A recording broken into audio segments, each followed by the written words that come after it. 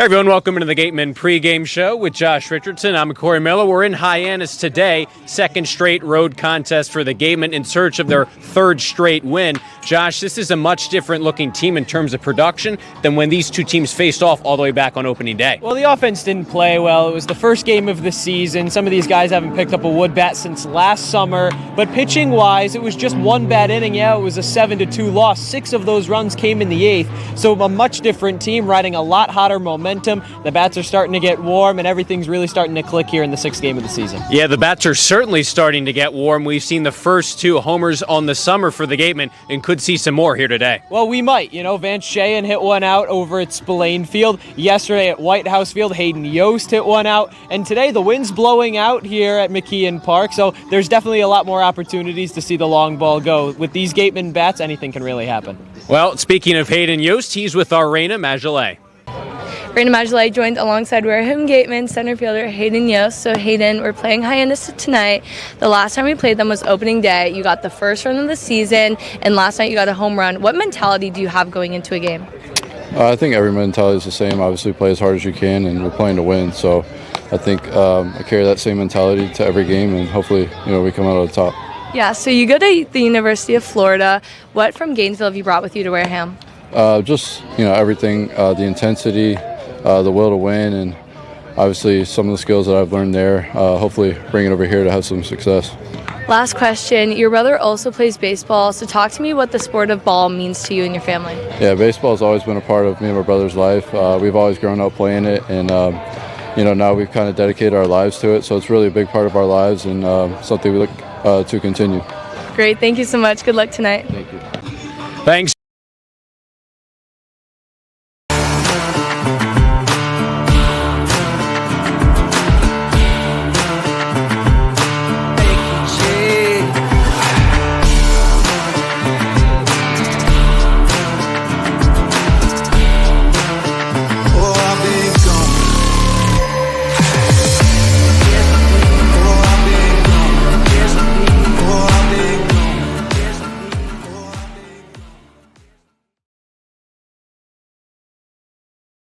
Turf Specialties has set the standard for high-quality natural grass athletic field construction. As a full-service athletic field construction company, we specialize in design, build, and renovation of native soil, modified soil, and sand-based athletic fields. Our team will provide you with superior quality, expert guidance, and continuing support long after the completion of our project.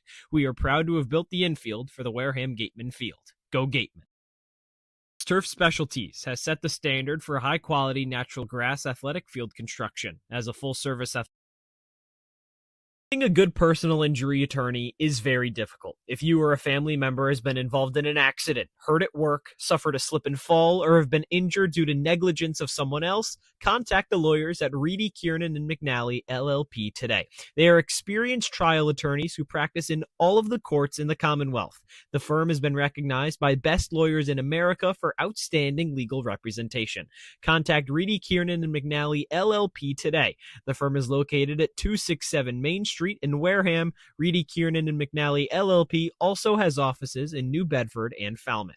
Call 508-295-0286 or visit their website www.rkm-law.com.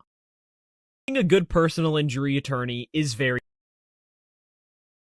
If you need to dig, lift, move, grade, clear, or cut, pump, weld, clean, light, and just about anything else, dial up the rental source for the newest and the most reliable equipment in New England. Staffed with equipment and construction experts, Milton Rents, your local source.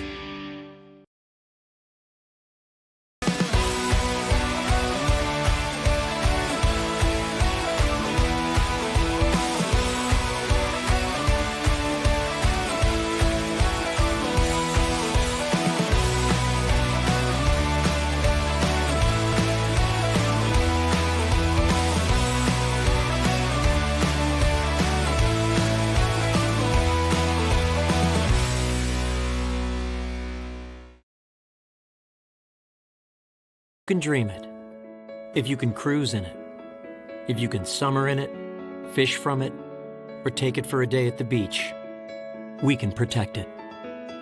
The Baldwin Group. Protecting the possible.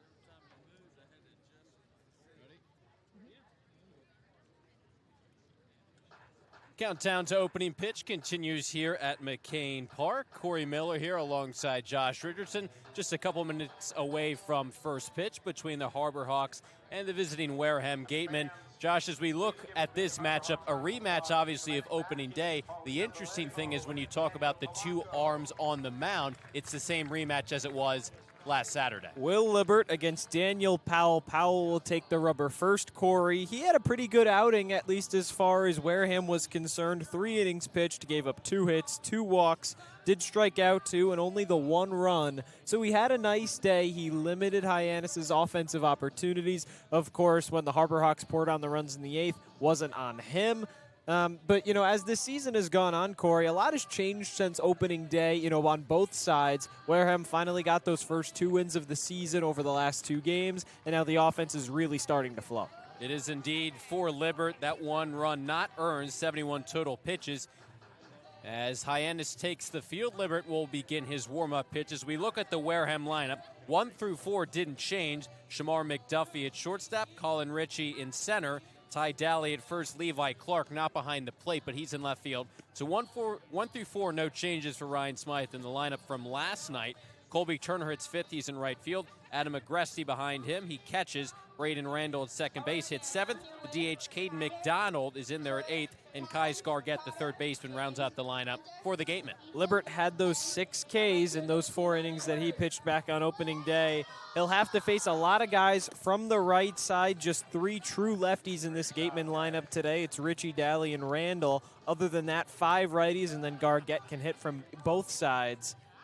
So it might be a little bit difficult for Libbert. It was a strategy that Mitch Carricker used against Wareham back on opening day, was really just looking for those platoon advantages, and it worked out to Hyannis' benefit. Of course, Ryan Smythe went for a more balanced look, and now it seems like both managers are really trying to use the same strategy here.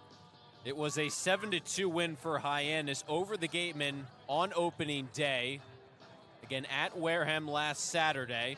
One of 3 wins for the Harbor Hawks. They enter 3-1-1, first place in the West Division. The Gatemen behind them at 2-3. They've won 2 straight, and that includes last night's 5-2 win against Harwich, in which the team scored a season-high 5 runs. Yeah, that only loss that Hyannis has is against Brewster, who happens to be 5-0 in the East Division. Now, that one tie, that was 7-7 against Chatham. Chatham currently 2-2-1 in the East Division, now playing a lot better baseball than it started out the season. But this is a battle of the 2 top teams in the West Division as it stands right now. Wareham and Falmouth tied at 2-3, trying to claw within a few more points of Hyannis. McDuffie into the box, he's ready. Libbert on the mound, he's ready. Raises his glove into the windup, and the first pitch here tonight from McCain Park, swung on a miss on the fastball, and it's 0-1.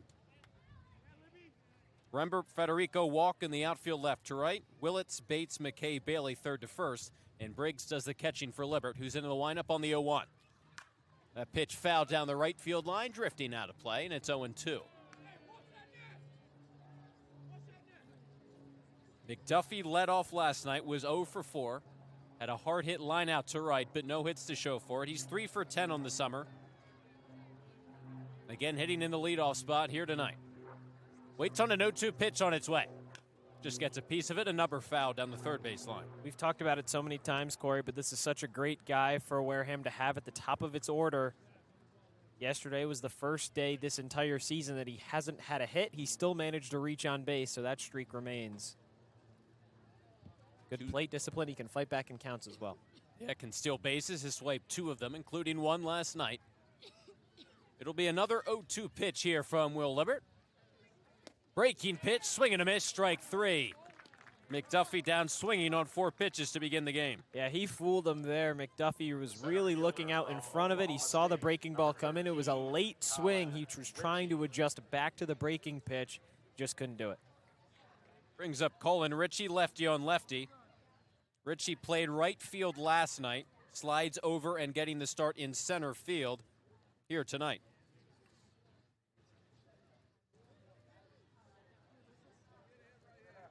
As he faces Libert for the first time tonight, lays off that first pitch, a breaking ball that dipped low for a ball. Yeah, Richie did go 0 for 2 with 2 strikeouts yesterday, but he had 3 walks as well, so an on-base of 600. Can't complain about that. The 1-0. Big swing, high fly ball into left center field. Outfielders converging, and it's Federico who makes the call and the catch for out number 2. Things could get a little dicey, Cory, as balls start to travel more and more into the outfield. We can feel the wind. It's currently blowing into left field, maybe over into foul territory as well. Don't expect a whole lot of home runs to right field, but if a right-hander gets a hold of one against a lefty, it could go a long distance. Daly's a guy who can hit it a long distance as he waits on the first pitch. A fastball right by him. It's 0-1. We saw plenty of balls leave the yard, especially for Wareham in batting practice. We'll see how that translates here tonight. The 0-1 to Daly. Breaking ball, misses low and inside, ball 2.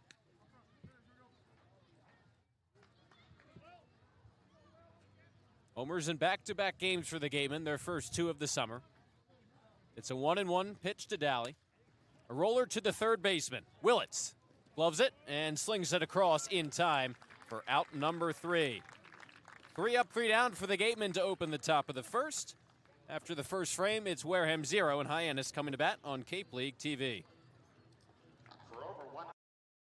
Wareham-based AD Makepeace Company, founded in 1854, is North America's largest cranberry grower and recognized leader in environmentally responsible real estate development and land stewardship. For 171 years, AD Makepeace Company has supported community events and organizations like your Wareham Gatemen. Visit admakepeace.com to learn more. Plus, repair smartphones, tablets, game consoles, and computers. Get it done right the first time. For a good piece of glass, call Abby, located at 3 Tyler Ave in East Wareham. Call Abby Glass and Locks about getting a free quote for your windows, doors, locks, and other glass needs. Central Railroad is proud to sponsor the Wareham Gatemen for the 2nd year in a row. Experience the scenic beauty of Cape Cod like never before. Journey through picturesque marshes, cranberry bogs, and dunes on our historic rail line. Whether you're savoring a 5-course gourmet dinner, enjoying a Sunday brunch with a live jazz band, or bringing the family on a narrated excursion, there's a ride for everyone. Departing from Hyannis and Buzzards Bay, visit capetrain.com to book your ride today. Insurance has been servicing Wareham and the surrounding areas since 1980. Call Legacy Insurance for all your insurance needs at 508-295-1315. Legacy Insurance, your hometown agency. Insurance has been servicing Wareham and the surrounding areas since 1980. Comes to protecting your home, car, or business, trust the team that's been covering our community for generations. For personalized coverage and service that you can count on, the choice is easy. It's Morse, of course. Visit morseins.com today. Just underway here at McCain Park. Opening day rematch now headed to the bottom of the first. And that opening day rematch on the mound as well. Daniel Powell, who pitched then, back on the mound for the Gatemen for his 2nd start of the summer. Powell coming out of Kennesaw State. Showcased a lot of ground ball ability to keep some of these Hyannis hitters off guard. He did that on opening day. Now going to try and do it again here. Facing Matt Muir, who was the leadoff man for Hyannis in that opening day win for them. Takes that first pitch, a fastball outside. Consistent hitter at the top of the plate. Muir is hitting .375 this summer. Driven in 5 as well. Powell on the 0-1, kicks and deals. Fastball way high. Yeah, Cory, and he was 3 for 4 yesterday, had 2 walks, a double, and an RBI. Pretty good when your leadoff man reaches base 6 times. Now the 2-0 from Powell. Another fastball, another ball high. Powell has started Mira with 3 straight balls. Trying to find the zone early on. See what he offers up. 3-0. Right there for a called strike 1 on the fastball. Against Hyannis last Saturday, 3 innings pitched, 1 earned run, 2 walks, 2 strikeouts, 59 pitches for Powell. And now his 5th of the evening. Another fastball. It's also in there for a called strike 2. Powell has to take advantage of all of these right-handed hitters, or really lack thereof, Cory. Only 2. Not going to have the luxury of facing many from his platoon side. A full count pitch from 3-0 to 3-2. Fastball grounded weakly down the third baseline. Foul, and they'll do it again. Yeah, Cory, you look at this Hyannis lineup. Righty, switch. Lefty, righty, lefty, switch. Lefty, lefty, switch. Only 2 right-handed batters here. It's going to be difficult for Powell if he struggles against lefties. Another full count pitch. Fastball sails outside and a leadoff walk to Matt Mira. The third baseman from Oklahoma, number 12, Jackson Willits. Brings up the third baseman, Willits. Early runner on, no one out. Here in the bottom of the first, 0-0 between the Harbor Hawks and the Gatemen.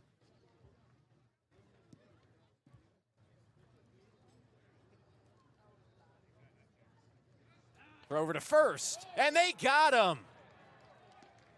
Throw behind Mira at first, was sleeping a little bit. Daly applies the tag, and there's quickly an out. Mira stole 18 bags this past year for Hawaii. You know he has the speed on the paths. Great pickoff move there from Powell to get him over at first. So just like that, the runners are waste. And now the first pitch coming home to Wiltz is a fastball high, a ball and no strikes. And that completely changes this inning as it stands right now. Runner on first with speed, nobody out. Now you get that first out. Can just focus on Willits. Kicking a pitch. Fouled straight back from Willits. Played in his first game with the Harbor Hawks last night. Went 2 for 3. Walked 3 times. The Harbor Hawks drew 9 walks in an 8-5 win over Bourne last night. 9 walks, 8 hits. 5 split between Mira and Willits. The 1-1 on the way. Way high. It's 2-1. And Cory, he scored 3 runs as well. So of the 5 times he got on base, other Harbor Hawk hitters drove him in. Really shows how deep this lineup can go. Lefty on righty, waiting on the 2-1 now. Low and inside on the heater. Make it 3-1.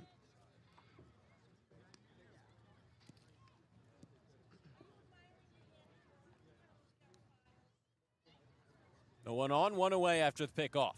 It's a 3-1 now from Powell. Fastball, bottom part of the zone, and it gets a called strike 2.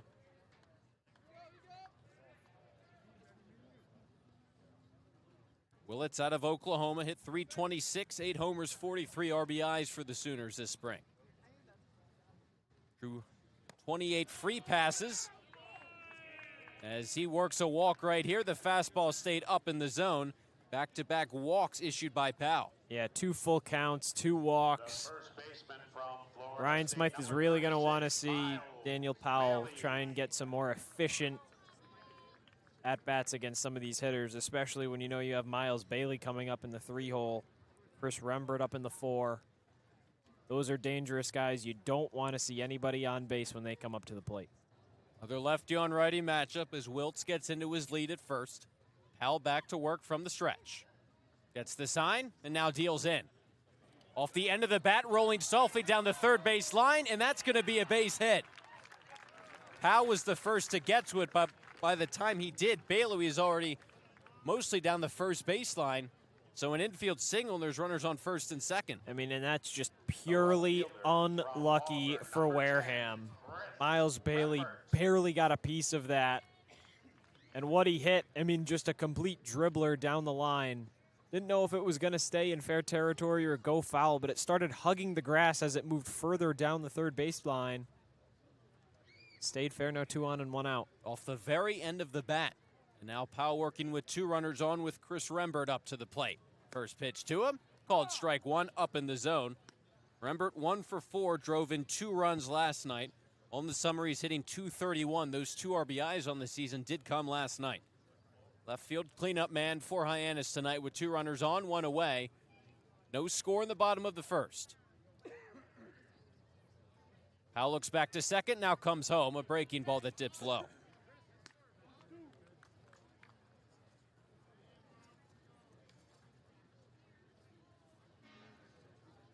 Rembert out of Auburn. Hitting cleanup tonight for the Harbor Hawks. Waits on the 1-1 and takes upstairs for ball 2. Yeah, Cory just finished his freshman year at Auburn. In the NCAA tournament, he had 7 hits, 6 RBIs. For the Auburn Regional Round, D1 Baseball nabbed him as an X Factor. Had 4 RBIs against NC State on June 1st. Heading the count, 2-1 with 2 runners on. First and second, 1 away. Here's the pitch from Powell. Gets underneath it, pops it foul out of play behind home plate. Rembert, the first true freshman to win SEC Player of the Year. Led all SEC freshmen with a .355 average. Not to mention had a perfect fielding percentage. Powell's worked the count back to 2-2. Runners on first and second. And now kicks and fires. In the dirt, full count.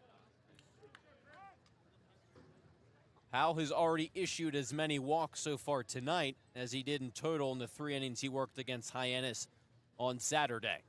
In danger of issuing a third here early on. Just 1 away in the bottom of the first in a 0-0 game. 3-2 pitch to Rembert. Coming here from Powell, runners take off as that pitch is smoked into the right center field gap. Away back at the wall. That ball is off the light tower and gone.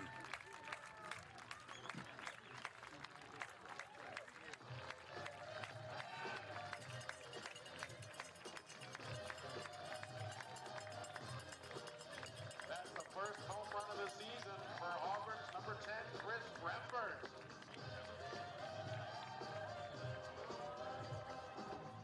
On a 3-2 pitch, Rembert gave it a ride. A 3-run homer, and early on it's 3-0 Harbor Hawks. And if you don't concede that walk, Miles Bailey, there was nothing you could really do about that. Back-to-back walks from Powell. Luckily, he caught Mira trying to go, or at least picked him off. Now you're down 3-0, already in the hole. Not the spot that the Gatemen want to be in. Luke C., the pitching coach, will walk out to the mound to talk things over with Powell, who fired a first pitch ball to Ryan McKay, the 5th hitter in the Harbor Hawks order. Yeah, I mean, Cory, he just can't find the zone right now. I mean, plain and simple, it has been a struggle for Powell. He's really trying to locate his fastball. He can't do it. Breaking ball, nobody's chasing at it. But a lot of that stems because if you can't find the fastball, nobody's going to have a lot of faith in you to try and locate something in a tight zone when it's moving left and right, up and down. They couldn't put Rembert away at 2 strikes on him, then went after that 3-2 pitch. Going the other way, right center field. That right center field light tower clanged off of that over the fence. Part of the winning formula for the Gatemen the past 2 games, and the games they've won, they've taken the lead. They've scored early, scored first against YD. Off the bat of Van Shayen, scored first yesterday against Harwich. Hayden Yost had a solo shot. Now going to have to battle. All too familiar in the losses this year for the Gatemen. McKay was late on a fastball, so it's a 1-1 count to him after the Wareham mound visit. Facing an early deficit. Powell a shake. Nods, raises his glove, and deals on the 1-1. Another fastball up in the zone. McKay fouls it behind home plate, out of play. Count now goes to 1-2. No one on, 1 away. 3-0 Hyannis. Playing here in the bottom of the first from McKean Park. Powell's 1-2. Slugged into center field. Ritchie takes a few steps back and makes the catch for out number 2. Just off the end of the bat there from McKay.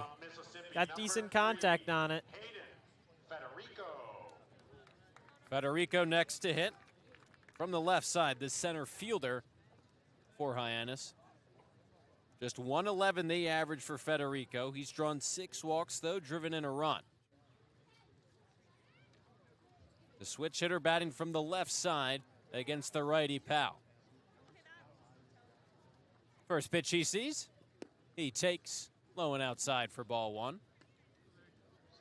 Federico out of Ole Miss.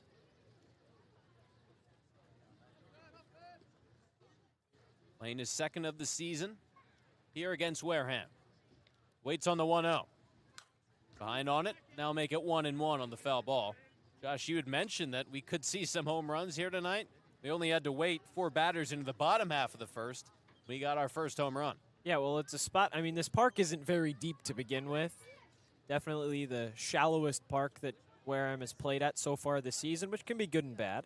A 1-1 now.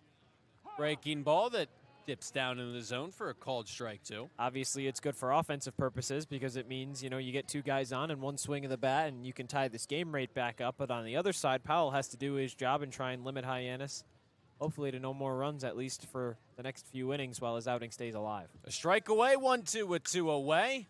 Federico gets way under it, lifts a high fly ball, shallow left field. There's Levi Clark to make the catch for out number 3. The Harbor Hawks open the bottom of the first with a bang. A 3-run homer by Chris Rembert. They jump out in front early here on Cape League TV.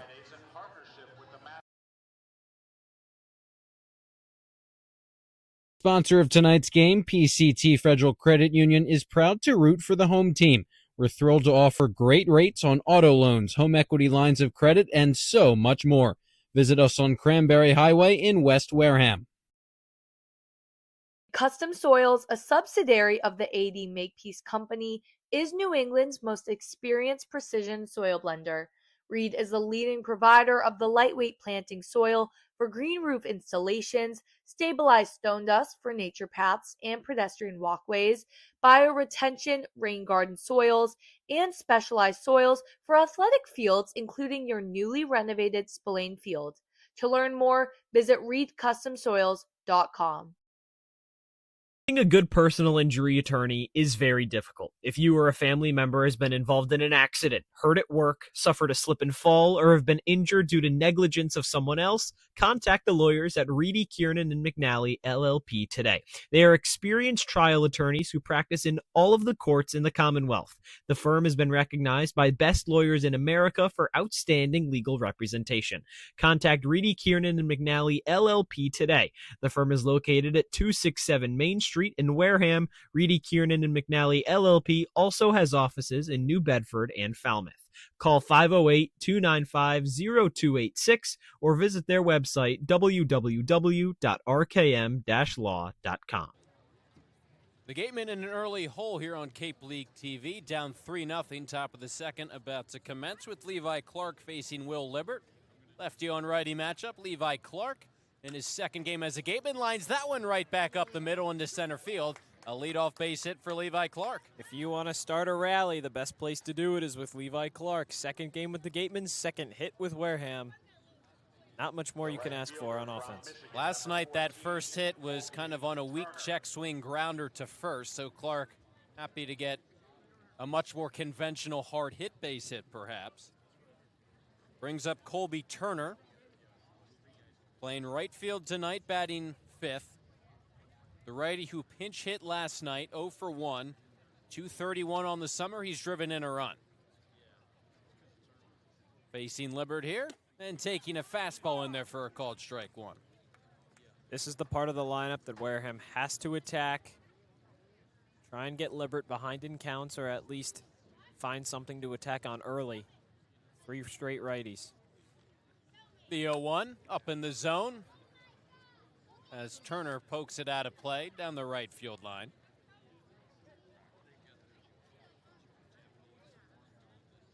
Turner is at either 3rd or 5th in the lineup for Ryan Smythe this summer. Hitting 5th here tonight, getting the start in right field.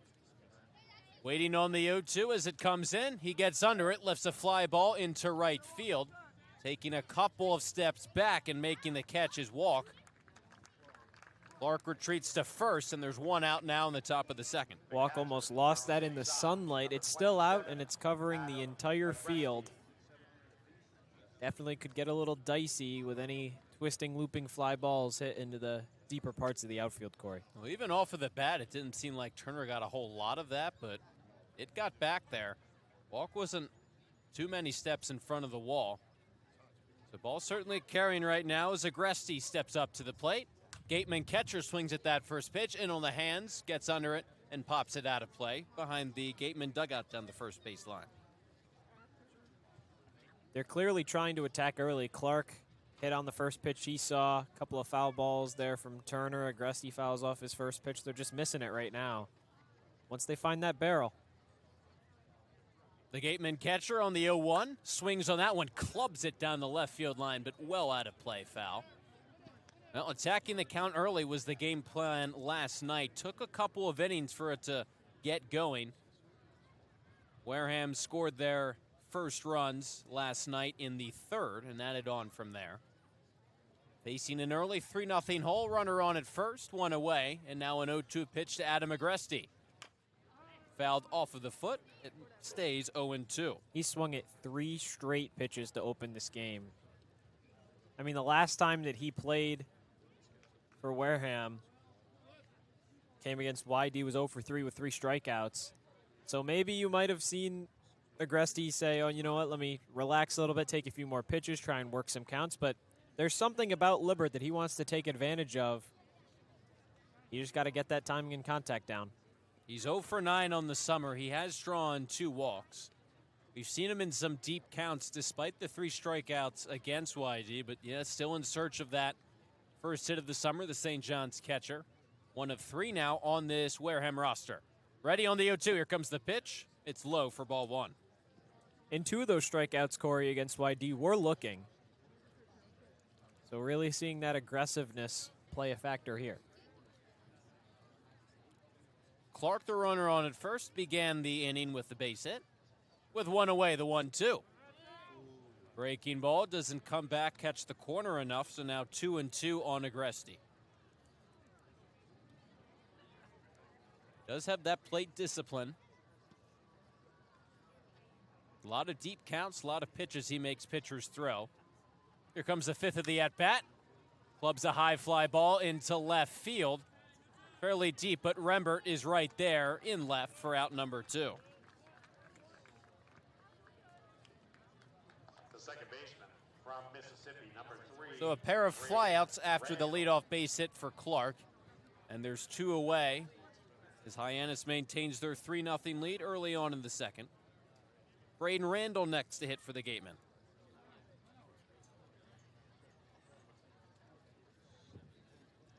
One for 10 this summer. The second baseman batting from the left side. Facing Libert. Fires in that first pitch that Randall pokes out of play down the left field line.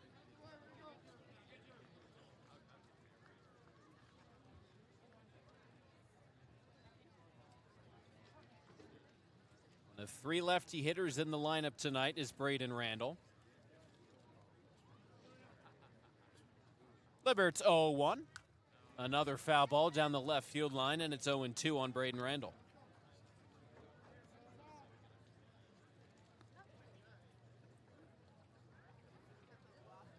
Randall was 0 for 3 with a strikeout against Hyannis on opening day. Hit a little bit higher in the lineup. Waiting on the 0-2, coming from Libert. Tapped weakly down the first base line. Rolling stays fair. Trying to apply the tag is Bailey. Randall dodges it, and he'll reach with the single. Hustle play from Braden Randall. As soon as that ball bounced in fair territory, he was flying down that first base line.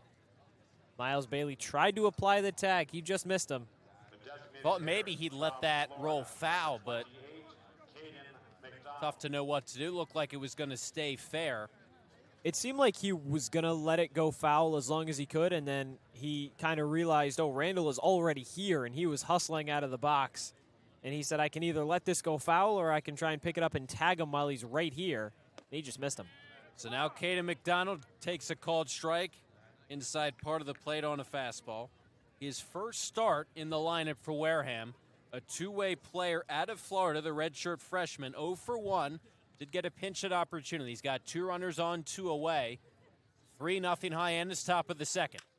Rolls that one to the left side, ranging down the third base line and making the play at second, not in time, as Bates' throw couldn't beat Randall. So everyone's safe and the bases are loaded. Interesting decision there for Charlie Bates to try and throw, off balance and go over to second base. It would have been a longer throw if he wanted to get McDonald over at first, but he had a chance to set himself. Randall, you just heard him fly down the first baseline. Showcased his wheels on moving over to second. So the bases are loaded, an early opportunity for Wareham to get back in this game with Gargett hitting ninth in the order. The switch hitter batting from the right side takes a fastball in for ball one. Clark singled to open the second. He's on at third. Randall, an infield single on at second. McDonald reaching on that last play. He's on at first. An infield single, two of them this inning. That one blown by Gargett, who is 0 for 4 this summer. Counts even at 1-1. Gargett swung so hard his left hand fell off the bat, Cory. He was really swinging for the fences there. Wanted to give his team the lead. 3-0 hole for them early. A 1-1 from Libbert. Lays off. It's inside. Now 2-1. They'll appeal the swing down to first. They say he did not go. Then DiCostanzo down the first baseline. Chris Kane behind home plate. Bill Bowers, the third base umpire. 2-1 count with the bases loaded. Gargett waits, swings, gets under it, and fouls it out of play behind home plate.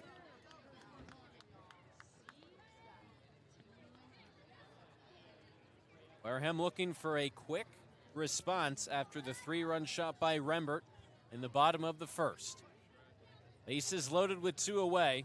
Libbert in his second inning of work. 2-2, 2 away. Libbert into the wind, kicks and fires. Line down the left field line, just foul. Just a little early. His eyes got big when he saw that fastball, Cory. He turned on it. He keeps his hips back, his hands back for maybe just an extra quarter of a second. That could clear the bases over and left. Looking for his first hit of the summer. Gargett, the third baseman, 0 for 4 entering this one. Count remains 2-2. Big spot early on. Down by 3, there's 2 away. Next pitch from Libbert. Another one rolled down the third base line, also foul, and they'll do it again.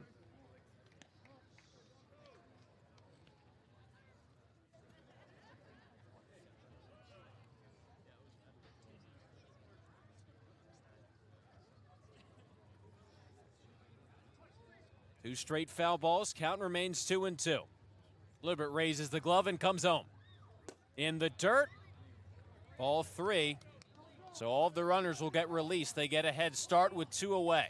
Nowhere to put them. Top of the order and McDuffie on deck. The bases are loaded. There's 2 away. A full count on Gargett with this team down 3 early in this one. Top of the second.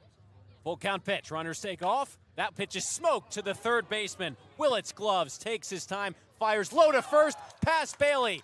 Clark has already scored. Here comes Randall. Flying around third is McDonald. The play at the plate, he slides in safely. All 3 runs coming to score. The Gatemen have tied this game at 3.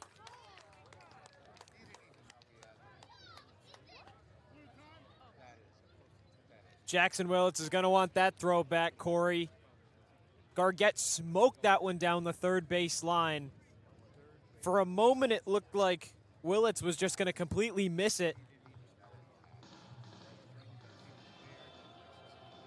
What a job to glove it as we have a mound visit for Hyannis. I mean, he, as you said, smoked it, backed up, turned with the glove, had plenty of time to throw with how hard that ball was hit. Bailey couldn't pick it out, and then with the fact that the runners were going, McDonald came around to score all the way from first. It was a pretty low throw, though, from Willits. We'll see what the official scorekeeper ends up charging it to. I'd put my money on that's going to be an E5. It would have been difficult. Bailey was really stretching. That will be an E5. How about that? The Gatemen have tied this game right back up at 3 early in the top of the second. Now it's McDuffie with Gargett on at second. Takes that first pitch low for a ball.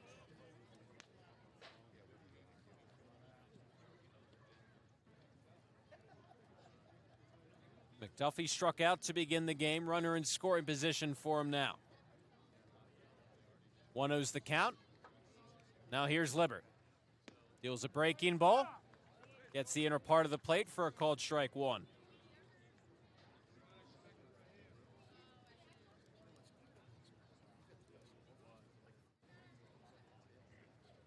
One on, two away, 3-3 game. Libbert's 1-1. Fastball that stays low, 2-1.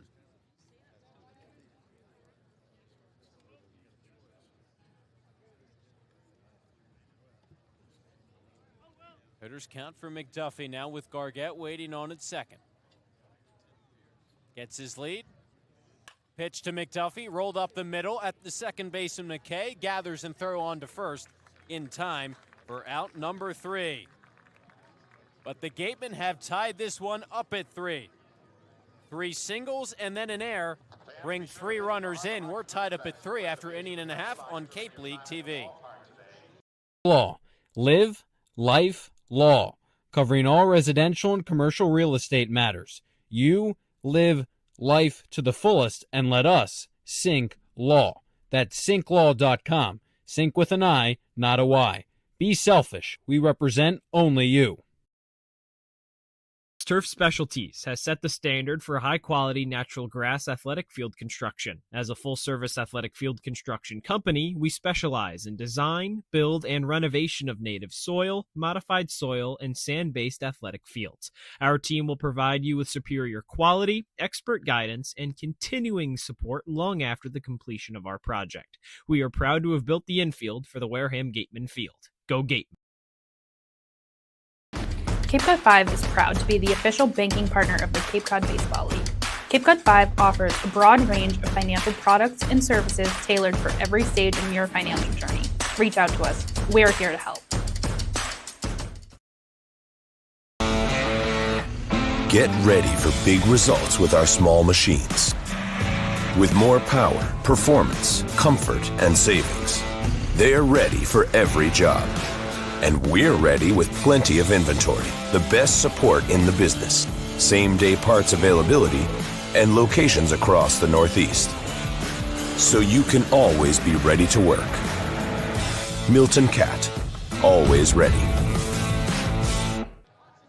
Brand new game as we get set for action in the bottom of the second here at McKean Field in Hyannis. It was a 3-0 Hyannis lead after the Rembert home run. After 3 singles and an E5, all of a sudden the Gatemen have tied this game up at 3 as Daniel Powell goes back to work for his second inning. You said it, Corey. Brand new game. And in 2 very, very different ways. 3-run home run, then an error. First pitch to Bates. The shortstop is a called strike one on the knees. Well, the word around the Gatemen after 2 straight wins is momentum after they dropped their first 3 to open the season as Powell kicks and deals. Breaking ball, half-hearted swing. It's in there for a called strike anyways. Ryan Smythe said that they were letting the momentum take them into the game yesterday. They ended up winning. And the momentum kind of stays with them after responding with 3 runs in the top of the second as we wait on an 0-2 from Powell. Weak tapper in front of the mound. Powell gets to it. Can't get the throw off, though, and Bates will reach. Bates would have been safe anyway. That would have been a very, very tough throw for Powell. Running forward, momentum going towards home plate, then has to throw back over to his left. He's got a good arm, can throw in the 90s, but... From Arizona State, number 32, Brody Briggs. So an infield single for Bates. That ruling stands. That will already have been the 4th infield single we've seen so far today.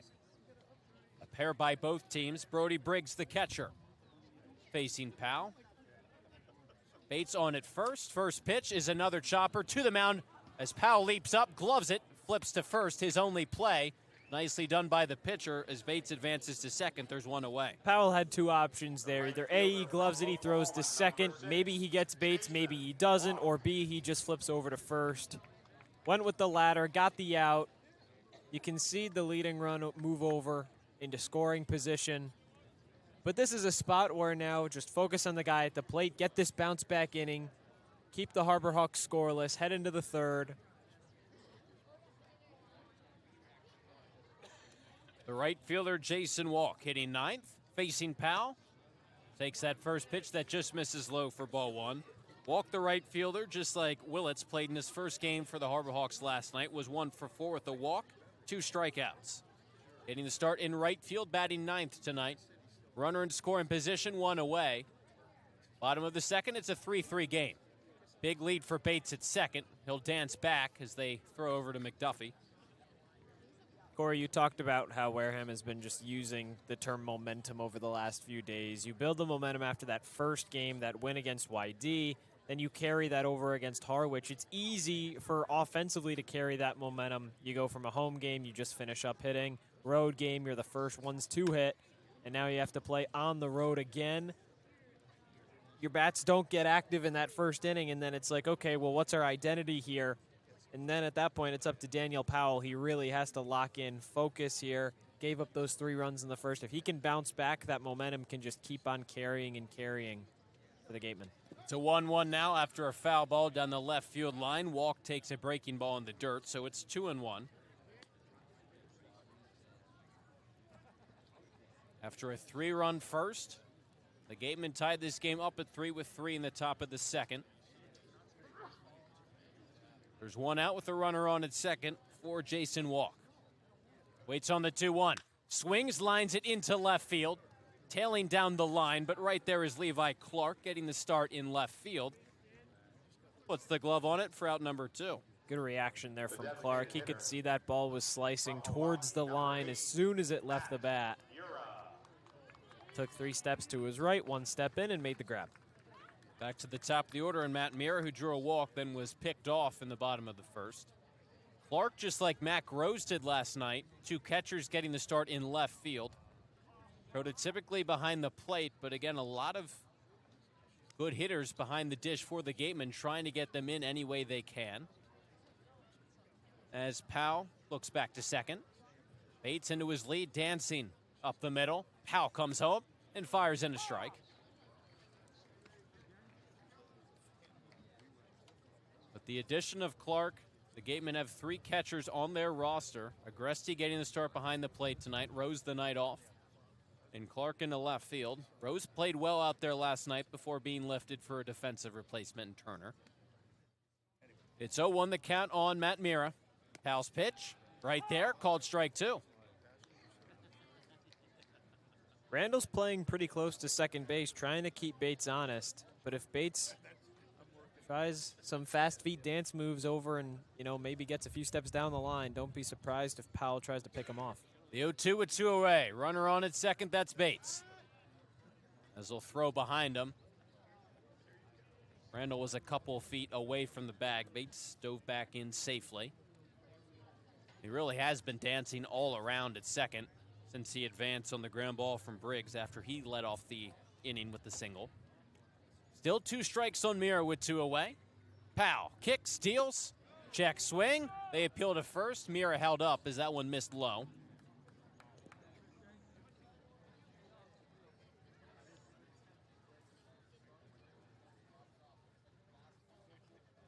One of the biggest bright spots for the Harbor Hawks and Matt Mira early on this season. 3-1-1 for Hyannis. Mira top of the order again here tonight. The 1-2 now. Breaking ball, stays up. 2-2. Don't let him off the hook. He can burn you with his bat. He can burn you when he gets on base, too. You had him 0-2 if you're Powell. You have to fight back. Don't let Mira off the hook. That was the whole MO when the Harbor Hawks poured in 6 runs in that 8th inning on opening day. Only those 2 hits, 4 walks, and 2 hit batters. You want to win games, attack hitters, and get the outs. Don't beat yourself. Make them beat you. Powell had stepped off, now back ready. Looks back to second, stares in, and now fires. A fastball in the dirt, From 0-2 to 3-2 now. And it's Jackson Willits, who also walked, later scored on the home run, who waits on deck.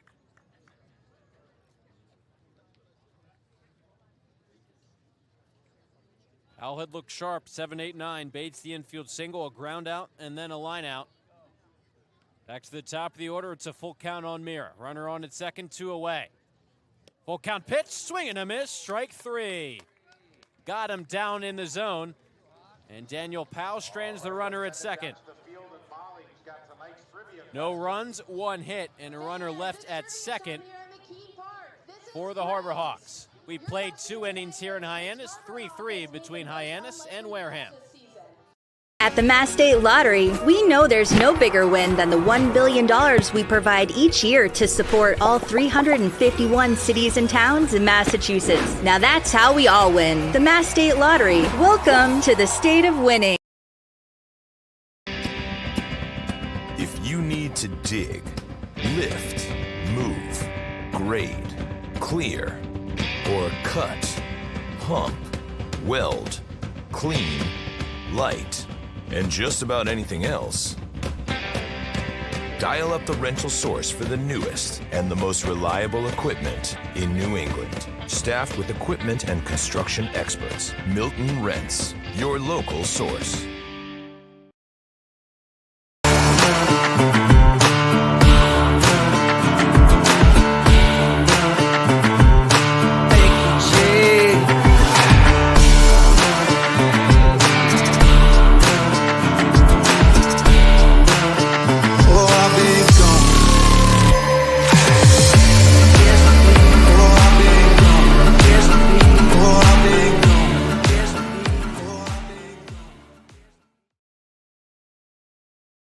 You can dream it. If you can cruise in it.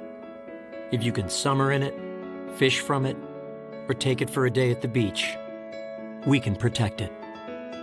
The Baldwin Group. Protecting the possible. Olin Ritchie leads off the top of the third, flew out to center his first time up, facing Libert. First pitch to the lefty, lines that one into right field down the line for a base hit.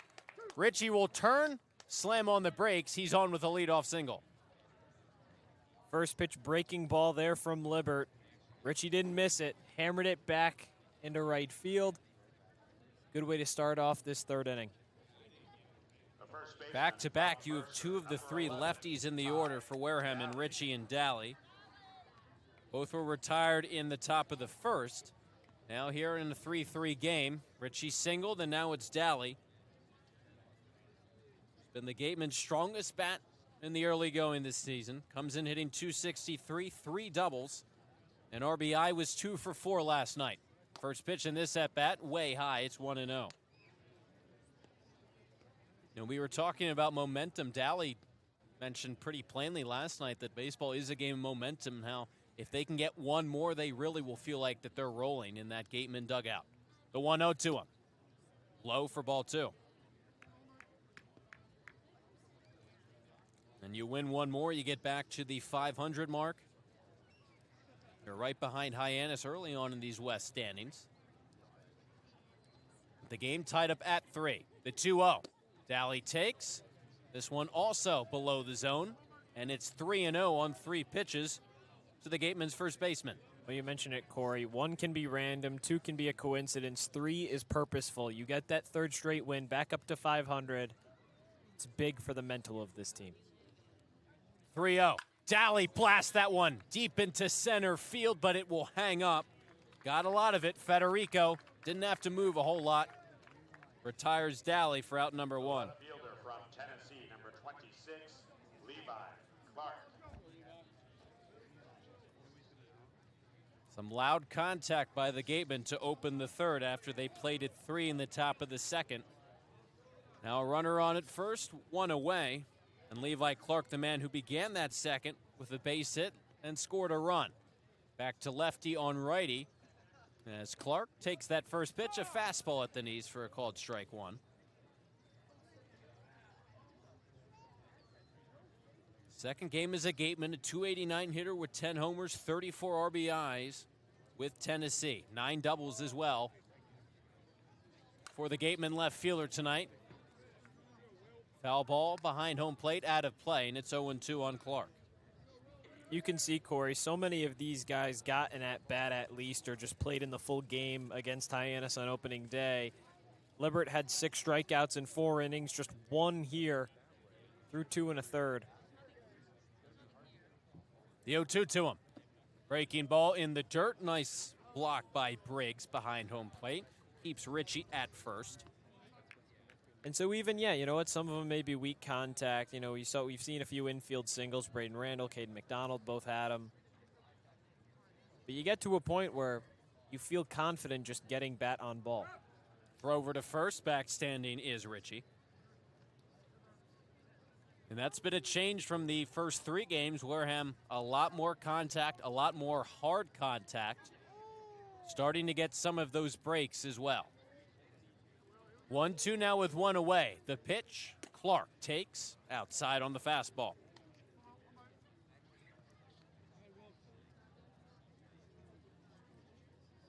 Libbert has allowed 3 runs, none of them earned after the error at third by Willits.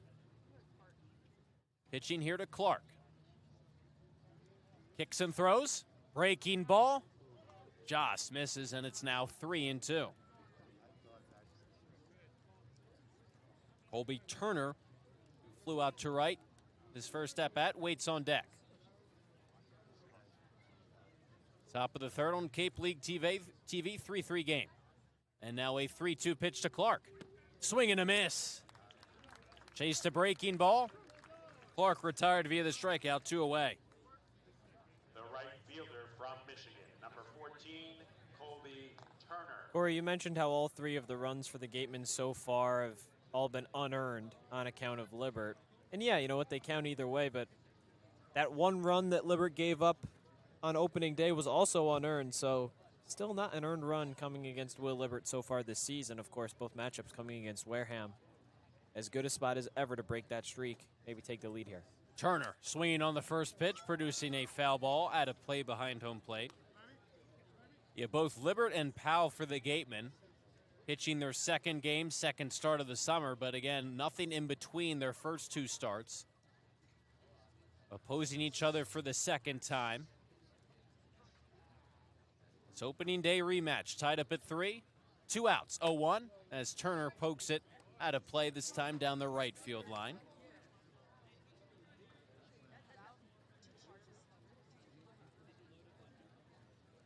Hyannis coming off of a season last year in which they won the West Division during the regular year. Atop the standings early on again this season. Richie leads off at first. An 0-2 with 2 away, and Turner takes a fastball up.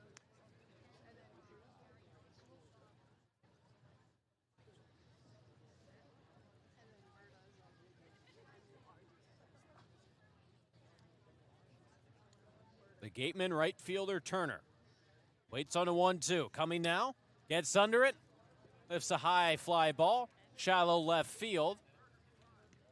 Rembert has to jog in a few steps, settles under it, and makes the catch for out number 3. No runs on 1 hit for the Gatemen. 1 runner left on through 2.5. We are tied up at 3 in this rematch between Hyannis and Wareham. Been a ton of training when it comes to bat speed, or products for players to be able to train bat speed.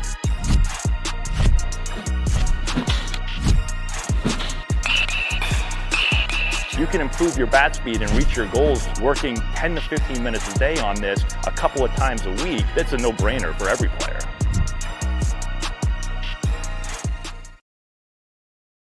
Wareham-based AD Makepeace Company, founded in 1854, is North America's largest cranberry grower and recognized leader in environmentally responsible real estate development and land stewardship. For 171 years, AD Makepeace Company has supported community events and organizations like your Wareham Gatemen. Visit admakepeace.com to learn more. Plus, repair smartphones, tablets, game consoles, and computers. Get it done right the first time. Broad Central Railroad is proud to sponsor the Wareham Gatemen for the 2nd year in a row. Experience the scenic beauty of Cape Cod like never before. Journey through picturesque marshes, cranberry bogs, and dunes on our historic rail line. Whether you're savoring a 5-course gourmet dinner, enjoying a Sunday brunch with a live jazz band, or bringing the family on a narrated excursion, there's a ride for everyone. Departing from Hyannis and Buzzards Bay, visit capetrain.com to book your ride today. Daniel Powell back out for his third inning. We welcome you back to McKean Park. Alongside Josh Richardson, I'm Cory Miller. A 3-3 game between the Gatemen and the Harbor Hawks. Jackson Willits, Miles Bailey, Chris Rembert, 2-3-4 for Hyannis.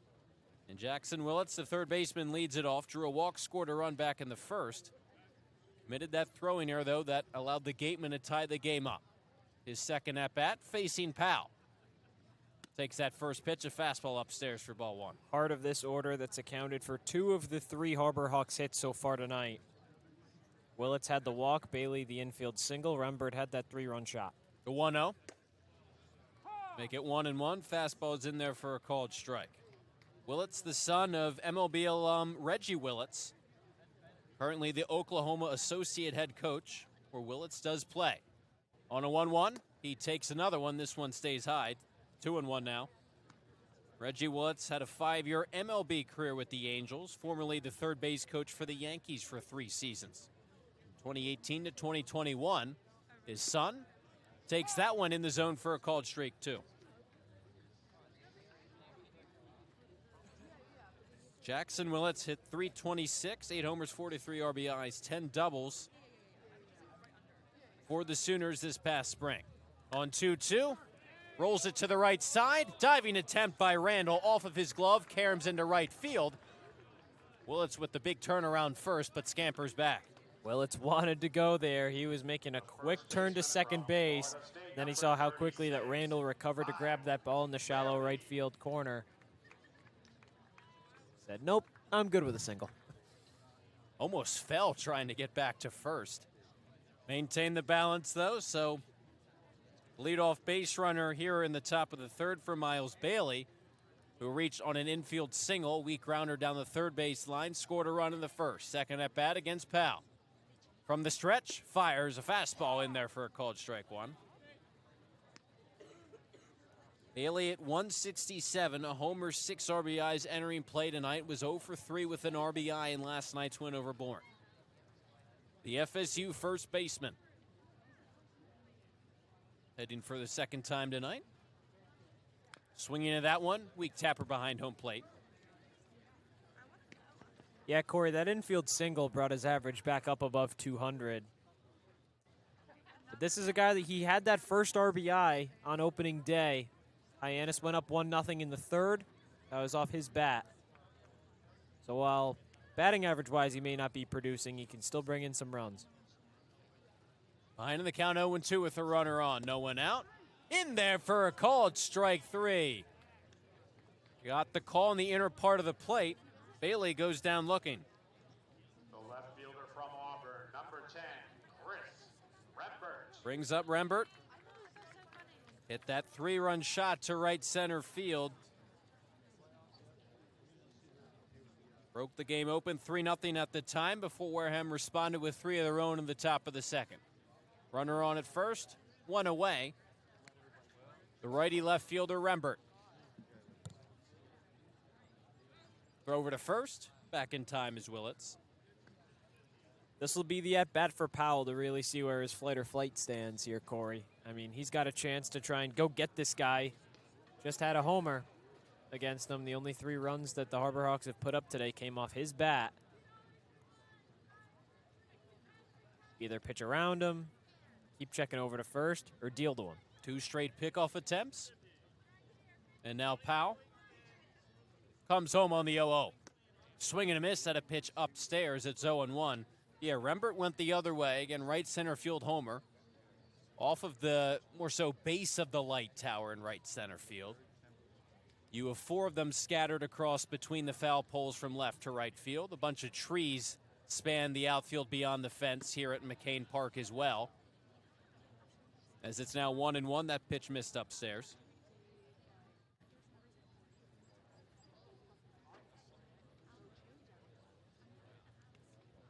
Willits into his lead at first. 1 on, 1 away, 3-3 game, last of the third. And now a 1-1 pitch from Powell. Misses outside, 2-1.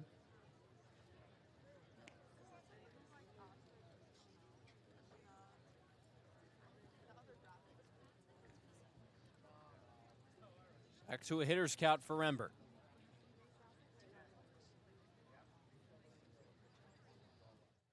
Here comes Powell in the 2-1. Right there, it's a called strike 2. It's a big pitch. You don't want to fall into that same trap that you did in the first. Instead of 3-1 here, 2-2. Pitch away, maybe a double play on a ground ball. A lot of options here for Powell. Powell back to work on the 2-2 pitch. Line drive, left center field. That gets down, splits the outfielders, rolls to the wall. Around second, digging to third, is Jackson Willits. Gatemen get the ball in, advancing to second on the double is Rembert. He's got a pair of extra base hits. Runners on second and third with only 1 away for Hyannis.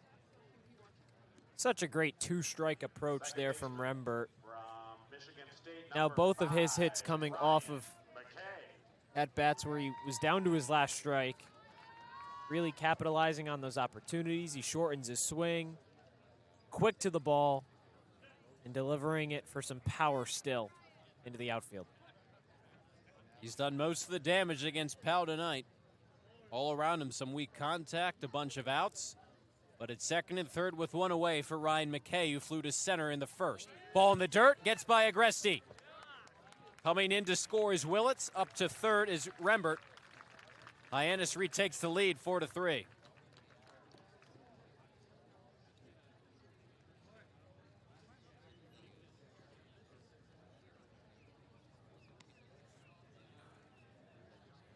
Still an RBI situation for McKay.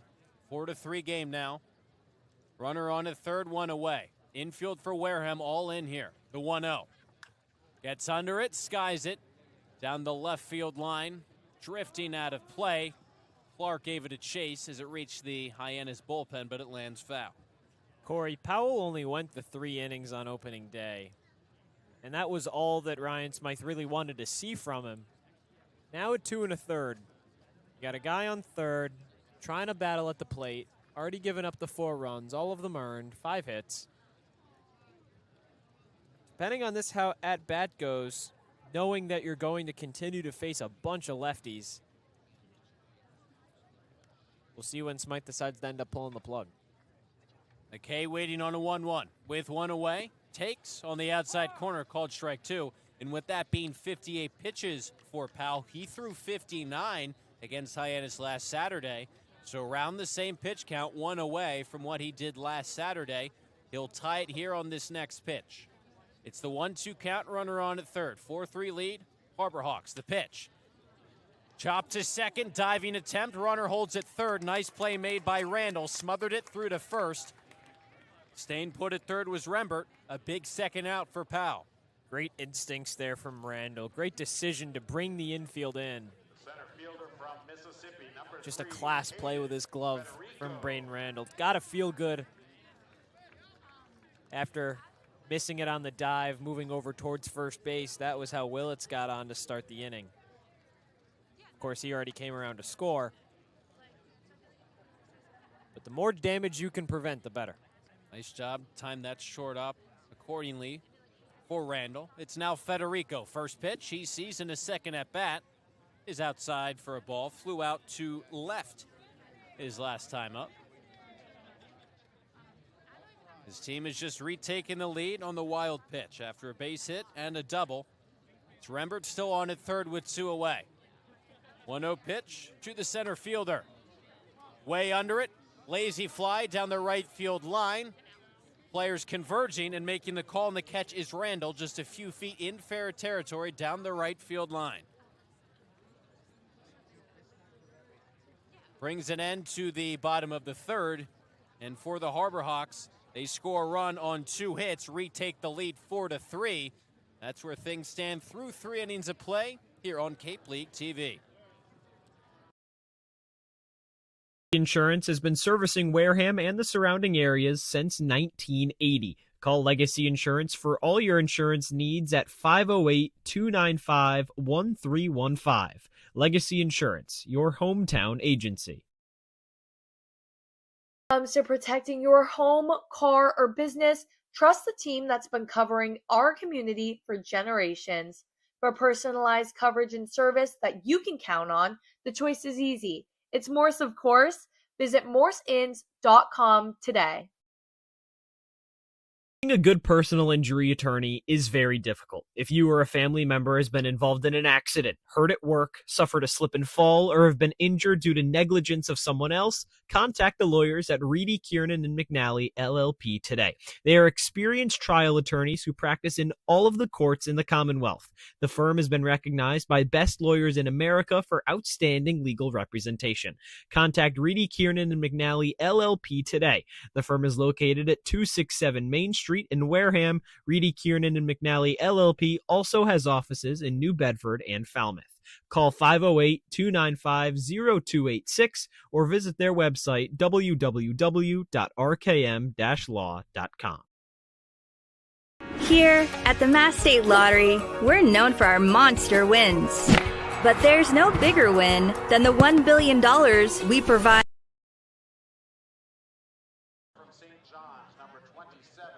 Adam Agresti, Braden Randall, Caden McDonald to open the top of the fourth against Will Libbert. Cory Miller alongside Josh Richardson back with you on Cape League TV. It's a 4-3 Hyannis lead here in the top of the fourth. Agresti taking that first pitch from Libbert in the dirt. Ball one.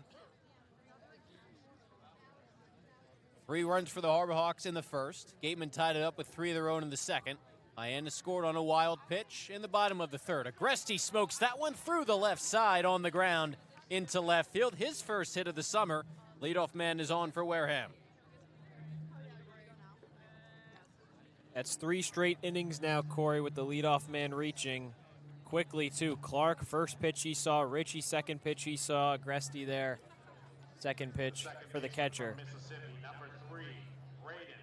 Really starting to get to Libbert here. Now, you got to get guys over and get them back across home plate. Now Randall, who reached on an infield single, scored a run in the second. Agresti on at first, shows bunt. Got a piece of it, but fouled it off of home plate. So 0-1 on Randall. Which just kind of show you, we've talked about momentum, the way the Gatemen are playing right now after 2 straight wins. They responded in the second, facing a 3-run deficit. Trying to do so again with just a 1-run deficit now. Runner on at first, no one out. 0-1. Randall appeared to be swinging away. Took a breaking ball outside, though, and it's 1-1. Randall had that infield single that was back in the second. So if he ends up trying to lay down a bunt here, don't count him out from reaching first base on his own merit, too. Good speed from the Gateman second baseman. Watching a fastball in the outside corner for a called strike, too.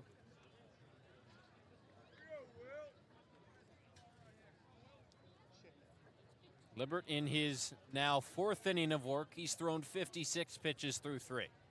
Lefty on lefty matchup. 1-2 pitch coming here to Randall. Swing and a miss. Chased a breaking ball down low. Randall down swinging.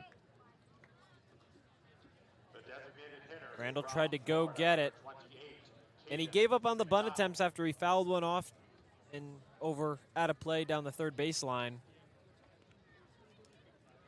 Kind of just had to concede a strike there. Difficult spot to be in. So now Caden McDonald, who also reached on an infield single in the second, scored a run. Lefty on righty, the big righty Caden McDonald underneath that first offering from Libbert. You know, McDonald getting his first start in the lineup at DH was someone initially as a two-way player we thought we'd see more of on the mound for the Gatemen. But as things stand now, they've got a lot of pitchers who are throwing pretty well. It seems like McDonald may get some more looks as a hitter this summer than as a pitcher. Maybe could do both, again, as a two-way player. The 0-1 right there. It's a called strike, 2. Well, he really didn't get a whole lot of looks this past season at Florida as a hitter. But in high school, hit .488 in 64 career games, slugged nearly 1,000, 20 home runs, 19 doubles. 0-2 pitch. Got it by him. Looked like he got a piece of it, but nonetheless, Briggs holds on.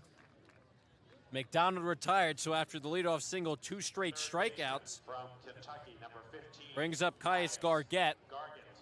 Reached on the air his last time up, which drove in all 3 runs for the Gatemen so far.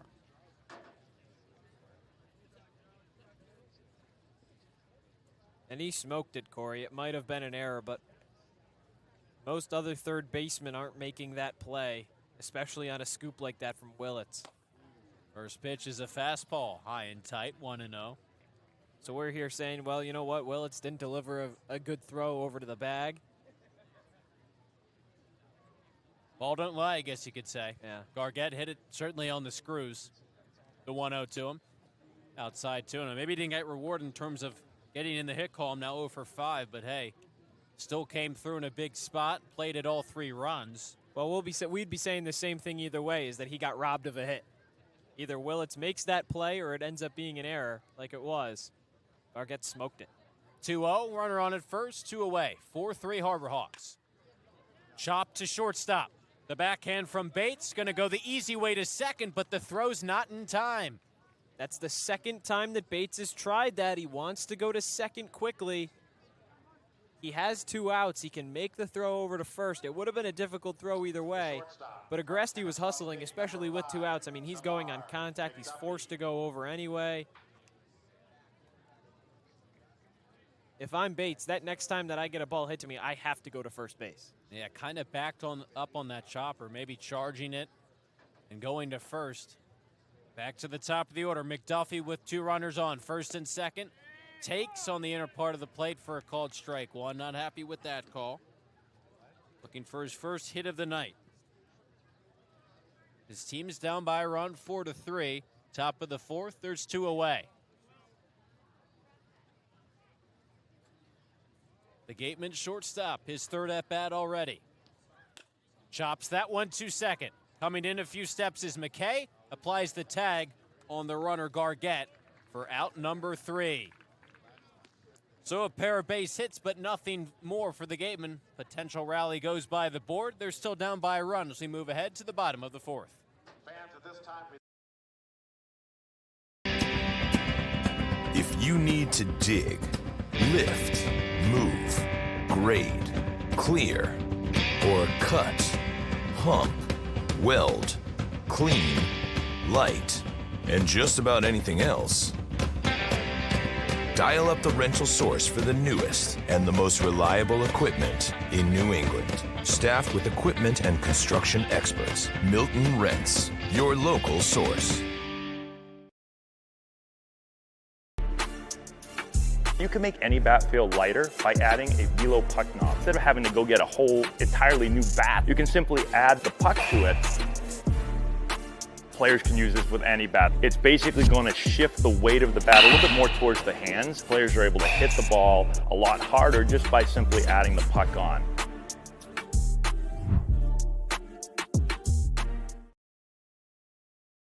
For a good piece of glass, call Abby, located at 3 Tyler Ave in East Wareham. Call Abby Glass and Locks about getting a free quote for your windows, doors, locks, and other glass needs. Law. Live, Life, Law. Covering all residential and commercial real estate matters. You live life to the fullest and let us Sync Law. That's synklaw.com. Sync with an I, not a Y. Be selfish. We represent only you. Welcome back to some Friday night baseball here from McCain Park on Cape League TV. Alongside Josh Richardson, I'm Cory Miller. 4-3 Harbor Hawks lead it. We're about to begin the bottom half of the 4th. 7-8-9 for Hyannis with Daniel Powell back out there for another inning. Having surpassed his season-high total in pitches. Again, it's just pitching in the 2nd game this summer. Facing Bates for the 2nd time. First pitch, a fastball high to him. But part of the rationale for bringing him back out could be the way he pitched against the bottom part of this Harbor Hawks order his first time through it as he raises the glove and deals on 1-0. Bates behind on that pitch, fouls it out of play. Bates reaches on a single, but then a ground out, line out, and strikeout.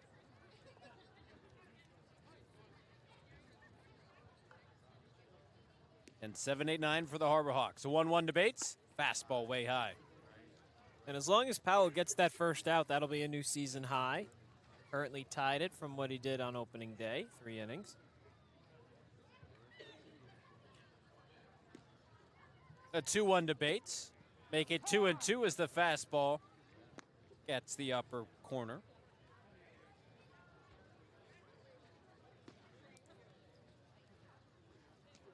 Powell back to work now in the 2-2. Line drive into center field. It gets down. Bates able to fist that one into center field. 2 singles for him so far tonight, and he's on to lead off the frame. Blue pit there from Bates. Difficult play defensively. Of course, it didn't amount to anything back in the top of the 4th inning. Making up for it with his bat here. Well, that first out certainly would have been big for Powell, because unless you turn a double play, likely will face the top of the order in Mira, who we did get to strike out his last time up, but for now it's Brody Briggs. Check in on Bates at first. He dives back safely. Briggs grounded out to Powell his last time up. Now 1 for 7 with an RBI this summer. The Hyannis catcher batting from the left side. Bates into his lead at first. And Powell will throw over again once again. Bates back in via the dive.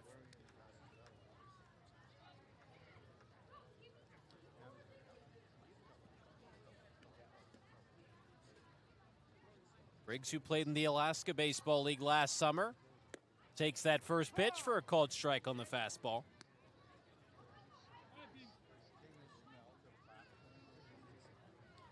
Ranked the #1 catcher in Oklahoma coming out of high school by perfect game. Pickoff attempt to first. Wareham thought they'd gotten Bates. He's called safe. Drew some oohs and ahs from the crowd. Dally certainly thought they'd gotten him. Dally turned around ready to celebrate with his dugout. Just didn't get the call. Would have been the second pickoff of the night from Powell. He'll come home here on the 0-1. Fastball high. He picked off Mira in the bottom of the first after he drew a walk. Almost had his second there. That's what you can say about Powell. He's allowed the 4 runs, but the pickoff move has looked sharp. Looking for his first out here in the bottom of the 4th. No 1 so far. 4-3 game. Fastball in there for a called strike 2.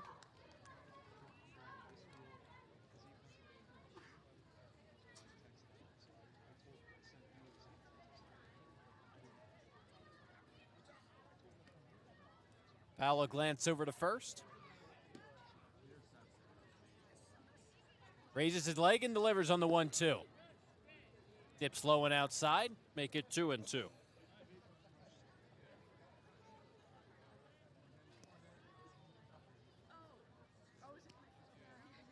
Powell trying to limit any more damage. Already 4 runs in so far here tonight.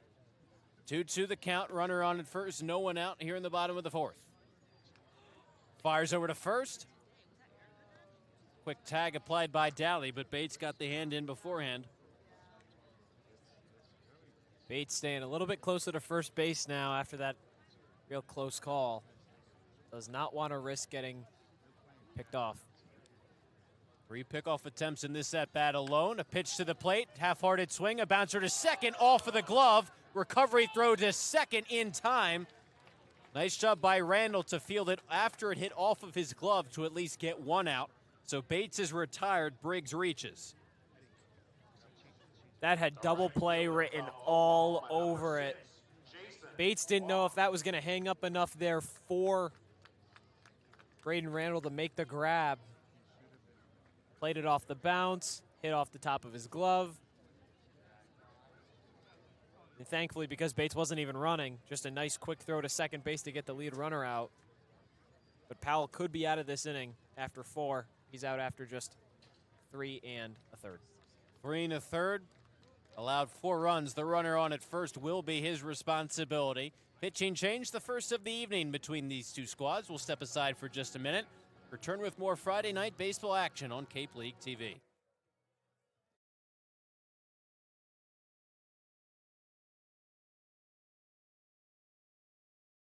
Custom Soils, a subsidiary of the AD Makepeace Company, is New England's most experienced precision soil blender. Reed is the leading provider of the lightweight planting soil for green roof installations, stabilized stone dust for nature paths and pedestrian walkways, bioretention rain garden soils, and specialized soils for athletic fields, including your newly renovated Spillane Field. To learn more, visit reedcustomsoils.com. Being a good personal injury attorney is very difficult. If you or a family member has been involved in an accident, hurt at work, suffered a slip and fall, or have been injured due to negligence of someone else, contact the lawyers at Reedy, Kiernan, and McNally, LLP today. They are experienced trial attorneys who practice in all of the courts in the Commonwealth.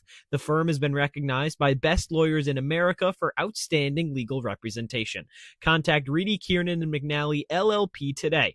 The firm is located at 267 Main Street in Wareham. Reedy, Kiernan, and McNally LLP also has offices in New Bedford and Falmouth. Call 508-295-0286 or visit their website www.rkm-law.com. You can dream it. If you can cruise in it. If you can summer in it, fish from it, or take it for a day at the beach, we can protect it. The Baldwin Group. Protecting the possible. Pitching change for the Gatemen here, bottom half of the fourth. Back alongside Josh Richardson, I'm Cory Miller with a runner on the first, one away. The name's going to sound familiar, Caden McDonald, who's been the Gateman DH. We told you he was a two-way player. Now we get to see the other side of that as he finishes up his warm-up pitches. Now really getting to see how he is a Shohei Ohtani-esque player in role, you could say, for this Gateman squad. Obviously hasn't had a whole lot of opportunities to try and back up that comparison numbers-wise. But at Florida this past year as a redshirt freshman, made 20 appearances out of the bullpen, pitched to a 4-0 record. Faces Jason Walk, the ninth hitter in the order. First pitch, a fastball that zips in there inside. And that fastball has plenty of life. Gotten up to 95, is going to sit in the mid-90s area. Even the breaking stuff, the sliders touched 80. The 1-0. McDonald gets a piece of it and rolls it foul. The runner is on at first. That's Briggs who reached on the fielder's choice. Is Powell's responsibility, so there's one on and one away in the bottom of the fourth.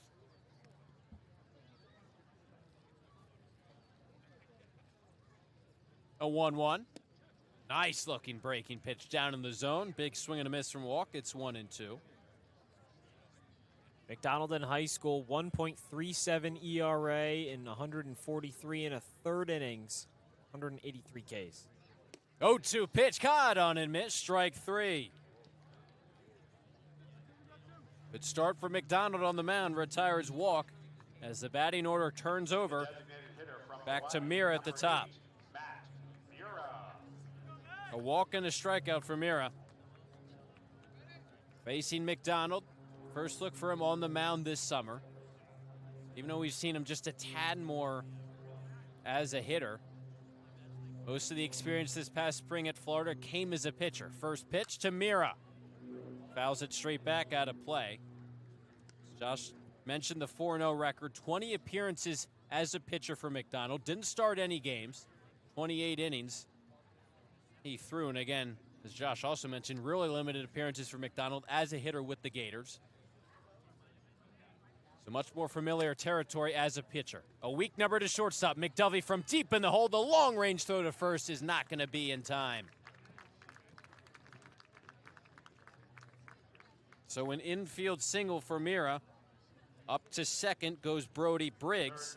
Runners on first and second with two away for Jackson Willits.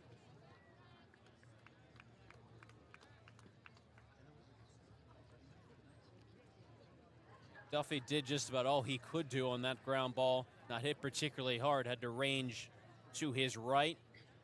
And a long throw with Mira's speed, no chance. McDonald back to work, fires in a fastball for a called strike one against Willits. A walk and a single, he scored twice. Boy, we're just seeing the athleticism on foot from both of these teams so far. I mean, we're through not even 4 innings of action. We've seen 6 infield hits. Pitcher's producing that weak contact, but at the end of the day, if you can leg it out, get on first base either way. Plenty of speed, 1 through 9 across both lineups. Beautiful night for baseball they have to play. Sun shining, not really any clouds right now as the sun's starting to set as well. 2 outs, runners on first and second, and a 1-1 pitch from McDonald. Fastball up and in. 2-1.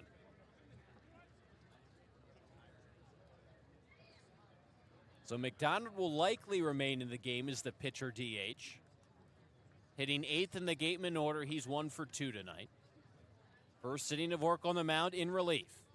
Fires home, fastball, and a good-looking one located it well, and gets a called strike 2. Fastball up looking. Great chance to bury an off speed. Slider inside. 2 runners on. First and second, 2 away. 4-3 Hyannis here in the last of the 4th. A 2-2 pitch from McDonald. In on the hands, blooped into left field. It's down for a base hit. Rounding third is Briggs. He'll score without a throw. Up to second's Mira. Hyannis plates another. It's 5-3. That run won't be charged to McDonald. That will officially close Powell's line at 3 1/3, 6 hits, 5 runs, 2 walks, 2 Ks. All of those runs earned. So tough outing there for Powell. Now McDonald responsible for the men on first and second. Now has to face Miles Bailey to try and get out of this inning. Got plenty in terms of velocity from McDonald's side on that fastball last pitch to Willits. First pitch is in there for a called strike 1 against Bailey. Willits behind on it, kind of jammed, blooped it into left field, found a patch of grass though. Driven in a run, he scored 2, making up for that error back in the second. He's on at first, runner on at second as well. 0-1 with 2 away. McDonald's pitch to Bailey. Big swing and a miss. It's 0-2.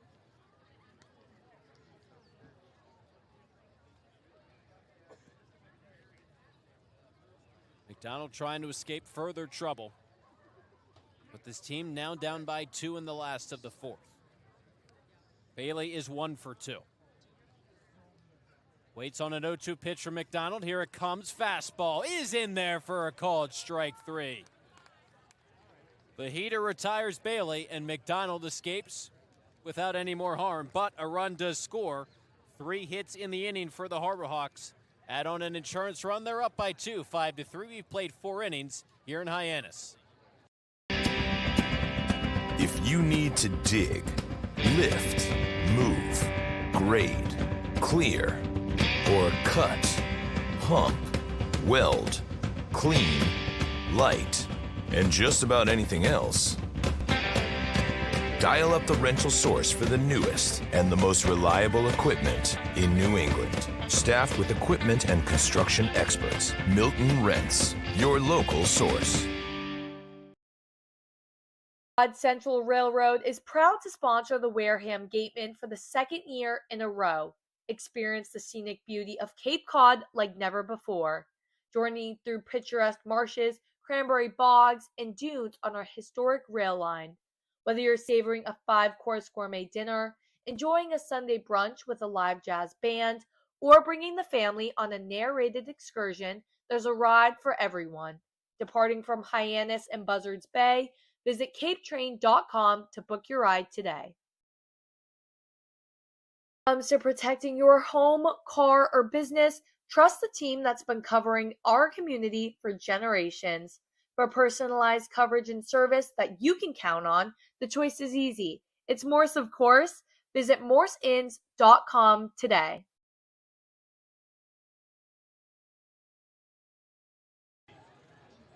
Gatemen find themselves down by 2 here on Cape League TV. Top of the 5th with Colin Ritchie leading things off.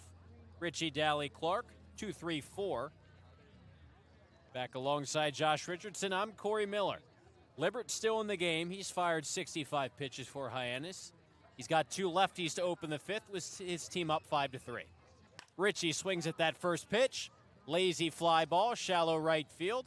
Out from his second base spot is McKay. 1 pitch, 1 out to begin the 5th. Ritchie had that first pitch single into right field back in the last at-bat. Libbert went with the curveball there. Richie crushed it that time, just a little bit too far under it.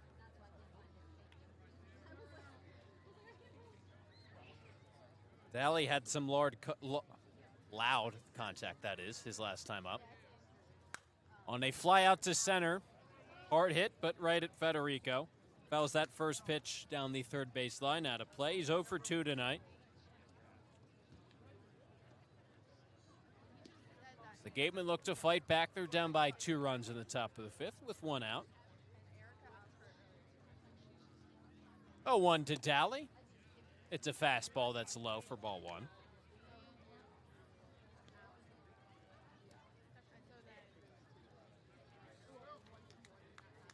It's a lefty on lefty matchup. Here comes Libbert on 1-1. Breaking ball, swing and a miss from Daly.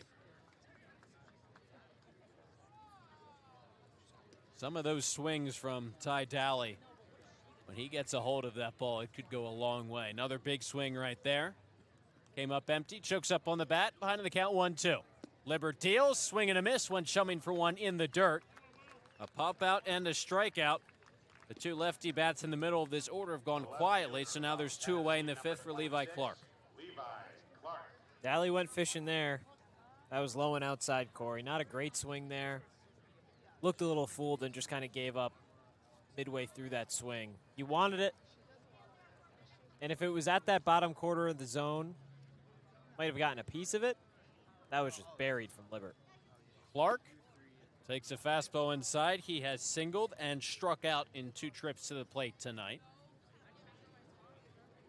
The Gatemen left fielder got the start behind home plate last night in left field. His first 2 games for Wareham. 1-0. Another one that misses down low. It is 2-0. No one on, 2 away, 5-3 Hyannis. This opening day rematch just under a week later. Wareham looking for their 3rd straight. Libbert on the 2-0. Another one stays low. So 3 straight balls to Levi Clark, and Colby Turner's the man waiting on deck.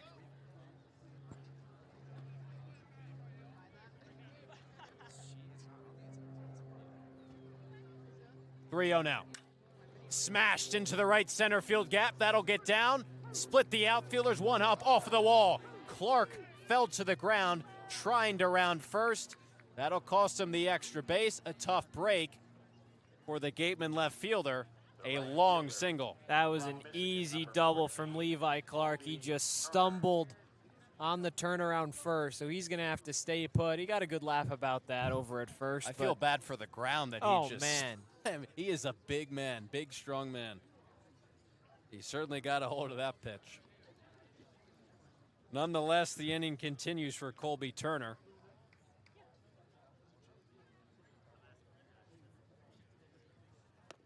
First pitch, a called strike 1. We were talking about the other day, Josh, just how big Levi Clark's legs are. Gets that power from the ground up. Part of the quad squad, maybe. To be a catcher, you kind of have to. Yep. He's on it first with 2 away. 0-1 to Turner. Got a piece of it behind home plate, so now it's 0-2 on the foul ball. This might be the last batter here that Libbert faces, knowing that Agresti's currently waiting on deck, another righty. Just gave up that would have been a double. You got Tyler August, the righty, warming up in the bullpen. See how much of a leash Mitch Carricker has on his lefty southpaw. Libbert's got no 2 count with 2 away. Top of the 5th. Runner on at first. The pitch to Turner hits him. Right in that front leg. Libbert plunks Turner. And now there's 2 on with 2 away.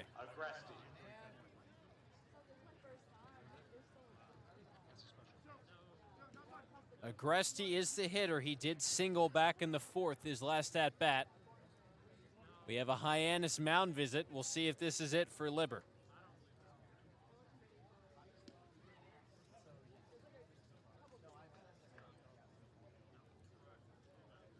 I mean, if you're Hyannis, you got a 2-run cushion here. Libbert's been dealing.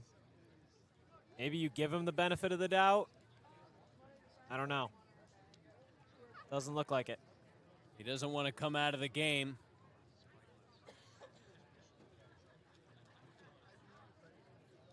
Still standing on the mound, but reluctantly will do so. Hands the ball off. Pitching change here in the top of the fifth. The Gatemen threatening once again. Libert's day is done. Hyannis goes to the bullpen for the first time when we return. Central Railroad is proud to sponsor the Wareham Gatemen for the second year in a row. Experience the scenic beauty of Cape Cod like never before. Journey through picturesque marshes, cranberry bogs, and dunes on our historic rail line. Whether you're savoring a 5-course gourmet dinner, enjoying a Sunday brunch with a live jazz band, or bringing the family on a narrated excursion, there's a ride for everyone. Departing from Hyannis and Buzzards Bay, visit capetrain.com to book your ride today. Here at the Mass State Lottery, we're known for our monster wins. But there's no bigger win than the $1 billion we provide each year to support all 351 cities and towns in Massachusetts. In our game, we know that supporting local businesses and helping communities is how we all win. Because at the lottery, we're all playing for the home team. The Mass State Lottery. Welcome to the state of winning.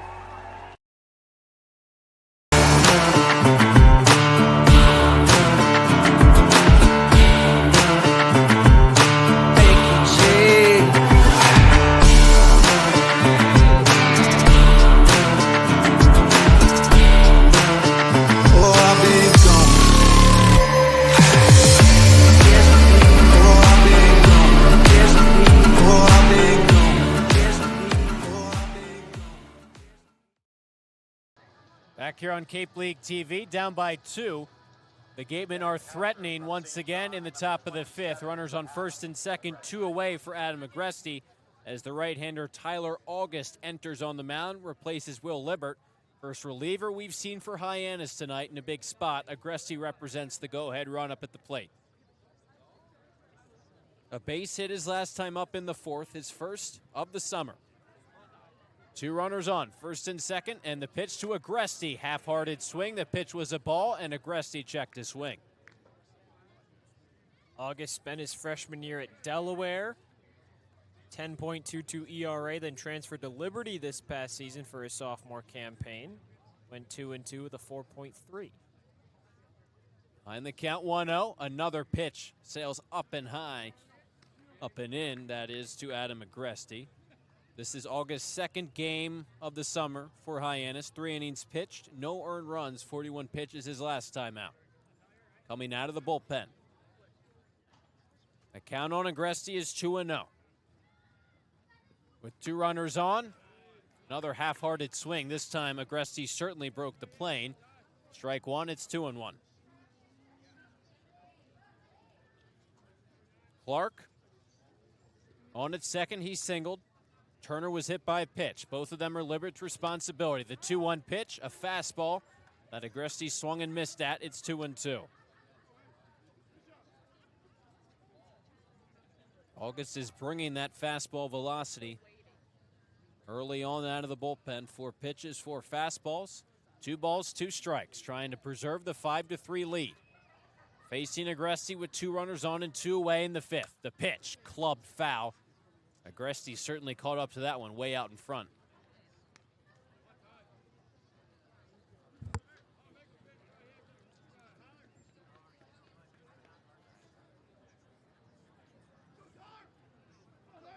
Big spot for the Gatemen catcher with his team down by 2. On a 2-2 pitch, Agresti lays off a breaking ball. Low and outside, count goes full, and the runners will be off now with the 3-2 pitch and 2 away. He thought about it for a second there. Good job showing restraint with the bat. Now fights back. Payoff pitch coming up. Adam Agresti on the 3-2. Spoils it. Foul ball out of play. Behind the Gatemen dugout down the right field line. Agresti battles up at the plate. That's one thing we've seen consistently from so far this summer. Works a lot of deep counts. Spoils a lot of pitchers. The plate discipline has been there. Looking for a big hit here. Again, they'll do it on 3-2. Inside, ball 4. Agresti works the walk. The bases are loaded for Wareham. Mississippi, number 3, Braden Randall. Now you get that last true lefty in this Gatemen lineup. Randall had that infield single down the first base line in the second. He struck out swinging in the fourth. This is a big spot for him with the bases loaded. With 2 outs, a single ties this game. Bases are loaded. 2 away. Randall from the left side. The Gateman second baseman on the first pitch he sees. Grounded back up the middle. It gets through for a base hit. Clark scores easily. Turner around third. He scores as well. Sliding into third is Agresti. The ball gets away off of the Hyannis dugout. Over to recover it is the pitcher Tyler August. It's an RBI, 2 RBI single for Braden Randall. Right on cue. This game's tied at 5. August is lucky that ball just canvassed off of the screening in front of the Hyannis dugout. Because if that didn't take such a hard bounce, Agresti would be turning for home. He wanted to for a second and then realized that he would have been canned. It's a long run for a short throw there for August. But either way, tie game. Braden Randall really showcasing his bat today. Best offensive performance of the season. McDonald into the game as the pitcher. He hits here. Pitcher DH takes up and in for ball 1 against Tyler August. And yeah, if that ball had gone out of play too, would also have plated the run. Randall got to second on the throw, so it's second and third with 2 away. The game tied up at 5 here in the top of the 5th. Pitch to McDonald. A roller back up the middle.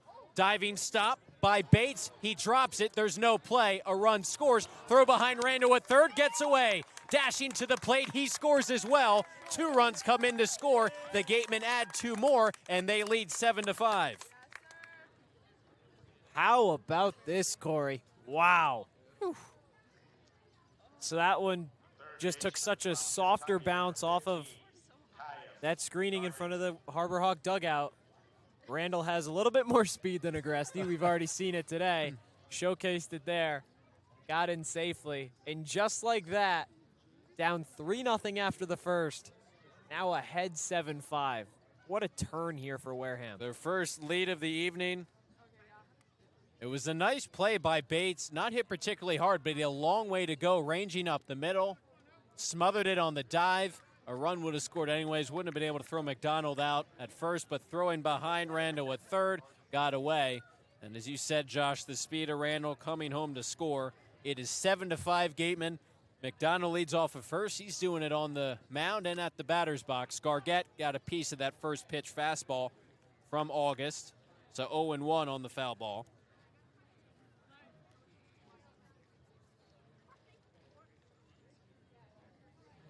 Gargett has reached on an air and singled. Facing August for the first time now. Runner on at first, 2 away. Half-hearted swing. It's a called strike regardless. It's momentum. That's been the name of the game. That's been the mantra of this team over the last 3 contests. Just continuing to build off of it here. Now the question is, what can McDonald do out of the bullpen defensively? Gargett, a roller to the left side. Bates, it's off of his glove and into left field. Would have been a tough play. Bates tried to backhand it deep in the hole. Took a hop off of his glove, and Gargett reaches, continues to move things along, and it brings up McDuffie. 2-strike hitting, Cory. Isn't that what this has all been? Gargett fought that one back over into left field. I mentioned it earlier about Libert not having an earned run against him. Well, those two in Clark and Turner, those were both 2 that he's responsible for. Unbelievable turnaround here in this 5th. McDuffie poked the first pitch he saw out of play. Foul ball, it's 0-1. He's 0 for 3 so far tonight. One of just 2 Gatemen hitters not to reach base so far tonight. The 0-1 to him, lays off a breaking ball down low. It's first and second, 2 away, 7-5 Wareham in the 5th.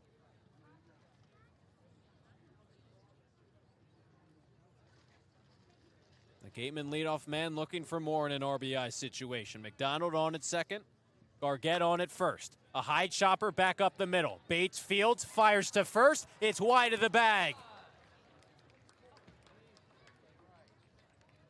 And doesn't that just tell a story right there, Cory? I mean, I just said the next time that Charlie Bates gets a ball hit to him, you got to throw it over to first base. Well, that time he was about a foot away from second and could have had an easy third out in this inning, but he elected to go over to first.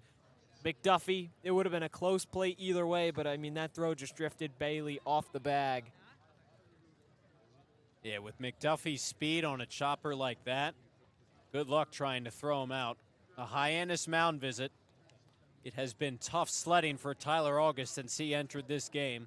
Agresti walked, Randall singled, drove in two. McDonald singled, as did Gargett. Now McDuffie with the infield hit.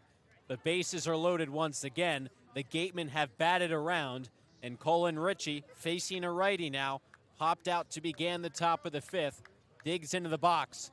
With Wareham an opportunity to continue to pile on, they've already plated 4 in the top of the fifth. Completely turned this game around. You've got a chance to break this game wide open. One swing. Bases are loaded. Ritchie, big swing and a miss. He was looking to blow things wide He wanted open. to do it right there, Cory.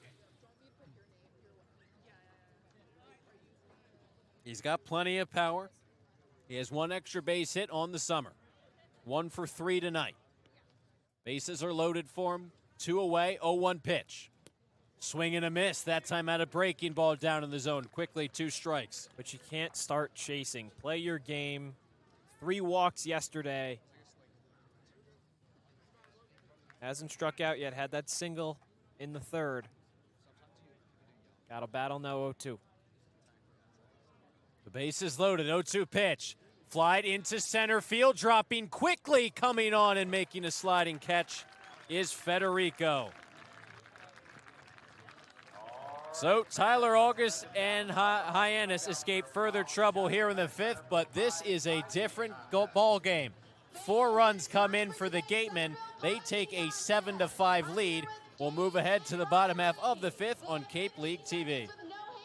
A good personal injury attorney is very difficult. If you or a family member has been involved in an accident, hurt at work, suffered a slip and fall, or have been injured due to negligence of someone else, contact the lawyers at Reedy, Kiernan, and McNally, LLP today. They are experienced trial attorneys who practice in all of the courts in the Commonwealth.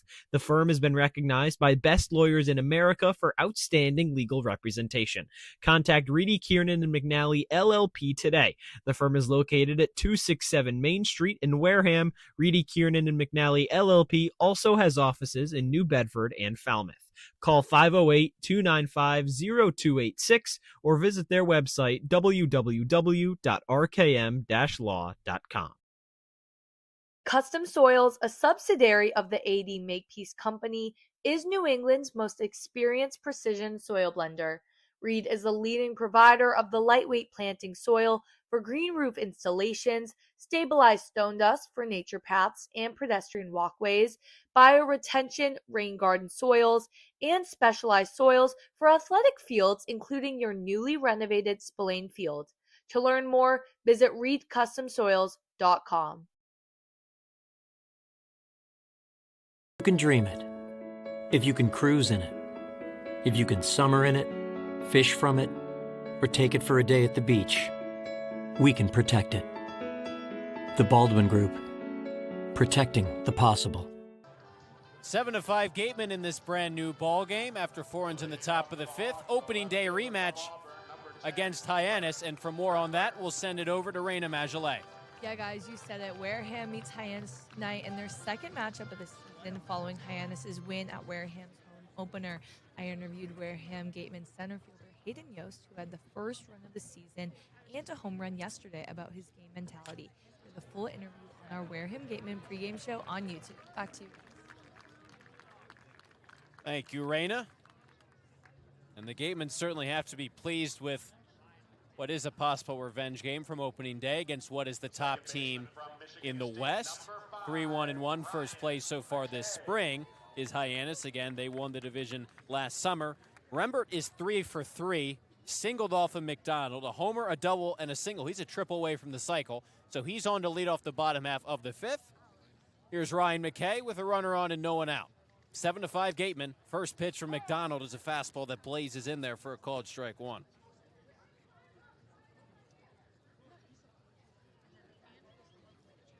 McDonald and the Gatemen would love a shutdown inning after they plated 4 in the top half to take their first lead of the night.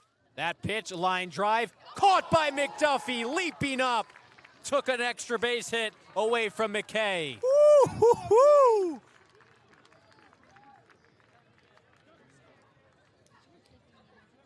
Hello and good night. What a grab by the Gatemen shortstop. I mean, I'm at a loss for words. I mean, we just keep raving about this kid over at short, and it seems like every single night he makes a new defensive play that we just cannot believe. A base hit in the top half of the inning. And you said it, new defensive gem every night. The man they call Blue with a big first out here in the bottom half of the 5th. McDonald fires in a fastball at the knees to start off Federico, who is 0 for 2. And that's an out there that McDonald just needs so badly. That gets over Blue's head. That's into the left center field gap. Rembert's easily over at third. And now you have runners on the corners and nobody out after just putting up 4 in the 5th. You don't want to give these runs back at all. Federico came up empty on a swing on a breaking ball, so it's an 0-2 count to him, 1 on, 1 away. Federico looks in, kicks and deals. Runner takes off for second, pitches in the dirt. Gets by Agresti up against the backstop, so no chance at second. Easy swipe on the stolen base for Rembert. He's in scoring position. Rembert didn't know if that got fouled off to the backstop or what happened there, because he took about 3 steps back towards first base. Then he started getting yelled at by his dugout. No, no, no, go back to second. You're safe. You're safe. In scoring position as Hyannis looks to fight back now. 1 out in the bottom of the 5th. 7-5 Gatemen. Pitch, shattered bat into left field. It's down for a base hit. Rembert from second to third had to hold up initially. Federico got beat on the fastball, but able to punch it out to left. From Stanford, number 17, Charlie Bates. So now here's the guys on the corner. You got 1 out. There's still a double play possibility. Watch out for a double steal here. Federico obviously in center tonight. So you know he's got the speed. Hyannis needs all the runs that they can get. Now they're trying to claw back. Between the two teams, 19 hits tonight. 9 for the Gatemen, 10 for Hyannis. Agresti just passed out some signs to the infield. First pitch to Bates, a fastball in the dirt. Nice job to glove it from Agresti. The third baseman, Gargette's in at third base. Middle infielders at their normal depth, and Dally at first, that is, will hold on Federico. The 1-0, a fastball in the zone. It's a called strike 1.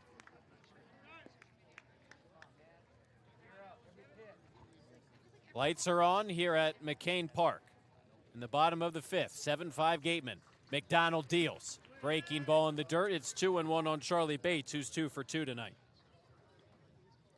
Had that infield single in the second. Hit one over on a blooper into the outfield back in the 4th. Here's a chance to claw the Harbor Hawks back closer. 2-1. Good-looking fastball, but doesn't get the call at the bottom part of the plate, so it's 3-1 with Brody Briggs waiting on deck. McDonald in his first full inning of work. Replaced Powell in the bottom of the 4th. Comes home here. Runner took off for second. He'll have to come back as Bates, late on the fastball, works it to a full count. That was that hit and run right there. Bates gets a hold of that. Obviously, Rembert scores easily. Federico would have been at least a third, if not back home, for the tie game. 3-2 count. Runners on the corners, 1 away in the bottom of the 5th. McDonald's pitch. Line down the third base line. Hard hit on the ground, but foul.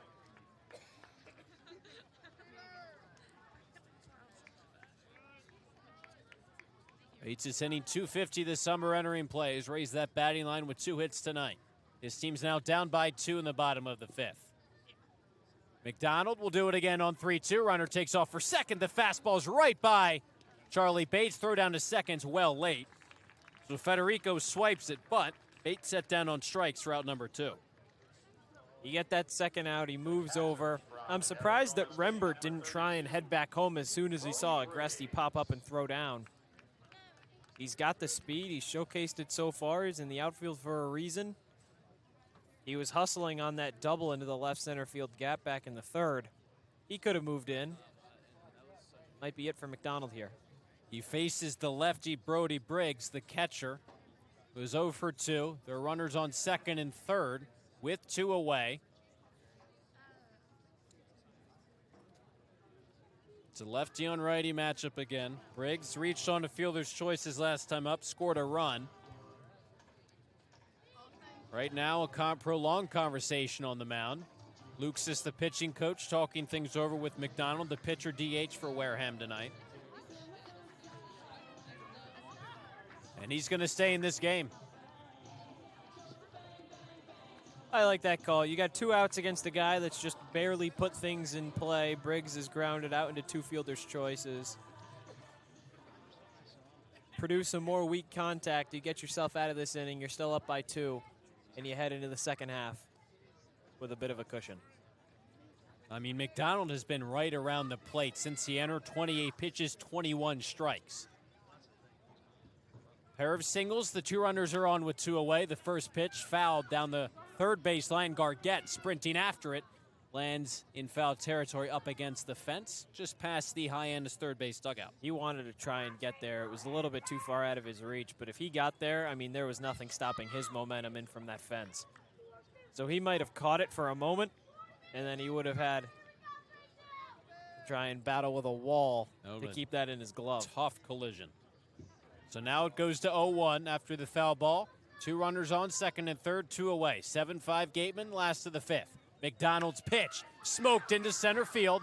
Playable though for Richie. A few steps back and the catch. Caden McDonald pumps his fist. He escapes trouble. Posts a 0 after his guys played at 4 in the top half. It's a 7-5 Wareham lead through 5. Josh Richardson has you the rest of the way on Cape League TV.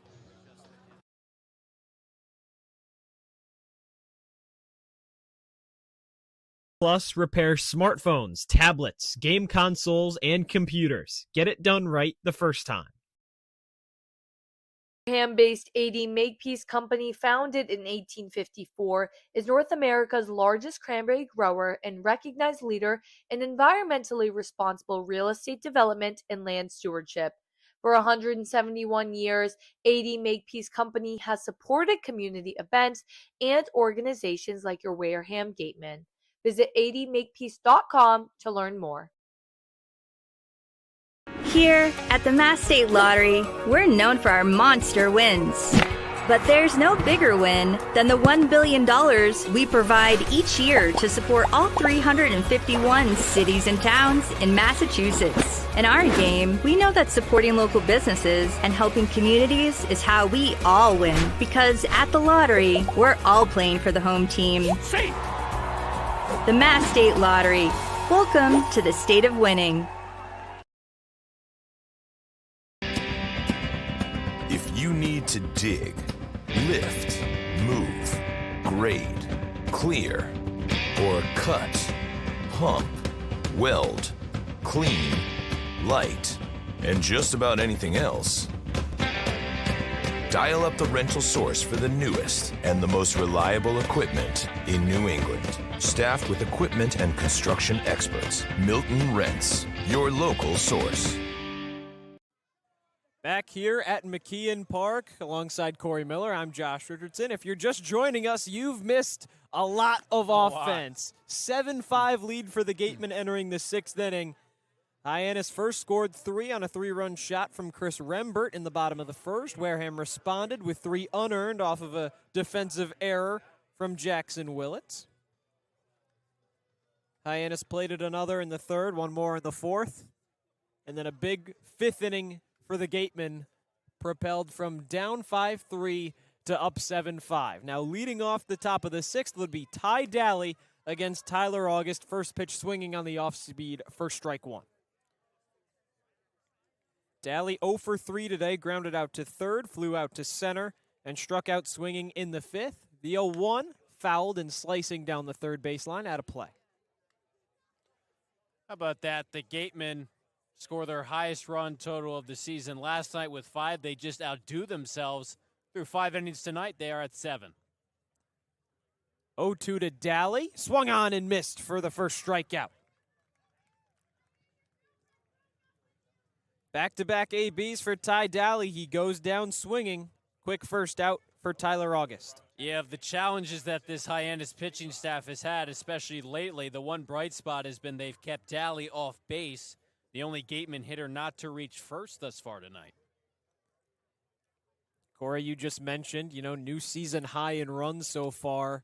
Over the last 3 games, it's been a new season high every time. First pitch to Levi Clark. Breaking ball finds the zone for strike 1. 3 runs against YD. That was a season high. Then an off day, go up to Fenway Day. Get back yesterday. 5 runs against Harwich. And now 7 runs today. 0-1 fouled off and over the right field bleachers. It's out of play. Speaks to the fact that this team, the momentum we talked about, now they're really feeling it. Facing 2 different deficits hasn't mattered. They're scoring runs. Clark down 0-2. Doesn't chase the breaking ball in the dirt.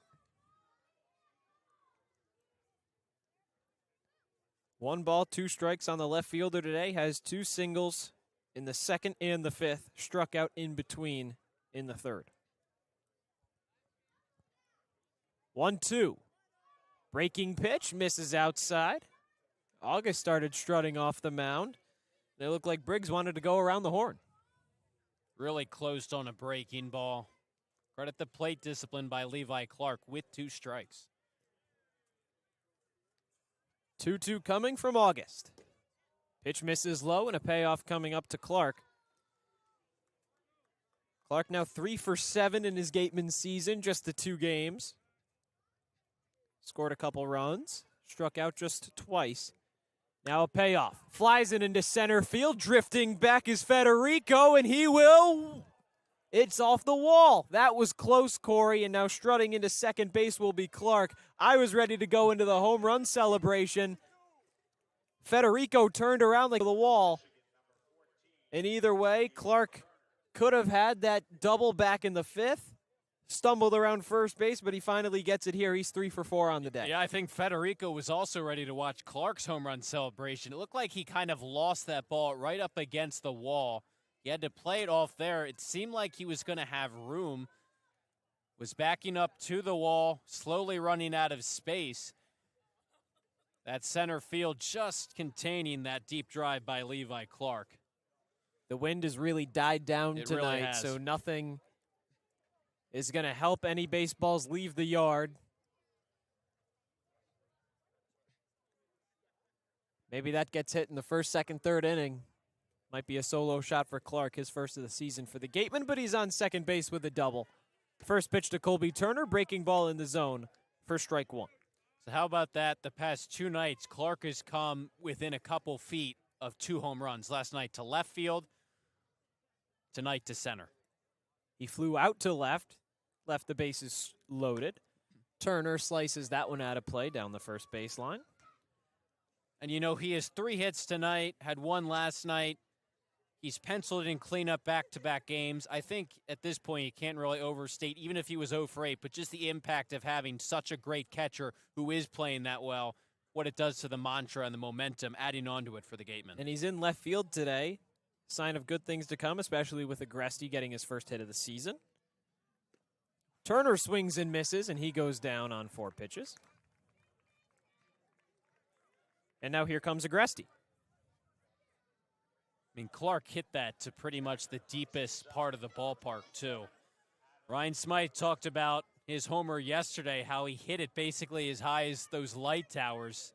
And he said it was a good sign for a guy just his second at bat of the summer to get a hold of that one. There's really been no adjustment period through the first 2 games for Levi Clark. And that's a guy that just finished his freshman season at Tennessee, hit nearly 290. Impact bat for the Volunteers, and he's certainly making it known why he's here on the Cape for the Gatemen. First pitch to Agresti, swing and a miss. And now behind in the count 0-1, 2 outs here in the top of the 6th. 7-5 lead for the Gatemen. 10 hits apiece just over halfway through this contest. 0-1. Breaking ball misses just outside, and the count draws even. When you go back to the 5th inning and look at the box score, Gresty may not get the credit he deserves as part of those 4 runs, but he was behind in the count against August. 0-2, worked the count all the way back, drew a walk to keep the inning alive. Was such a big at-bat. 1-1. Fouled off and over the press box, 1-2. Gresty 0 for 3 strikeouts against YD. Had the day off yesterday in the 5-2 win against Harwich. It's a luxury for Ryan Smythe to not have to rely on an everyday catcher. Of course, Clark played in both games so far this season that he's been here for. 1-2. Line back up the middle. Over to McKay at second. It's off his glove. Throw over to first is not in time. Would have been a routine play for Ryan McKay, but defense not the strong suit of the Harbor Hawks tonight. Runners on the corners, 2 outs here for the Gatemen in the 6th. Yeah, he overran that ball. It was moving to his left.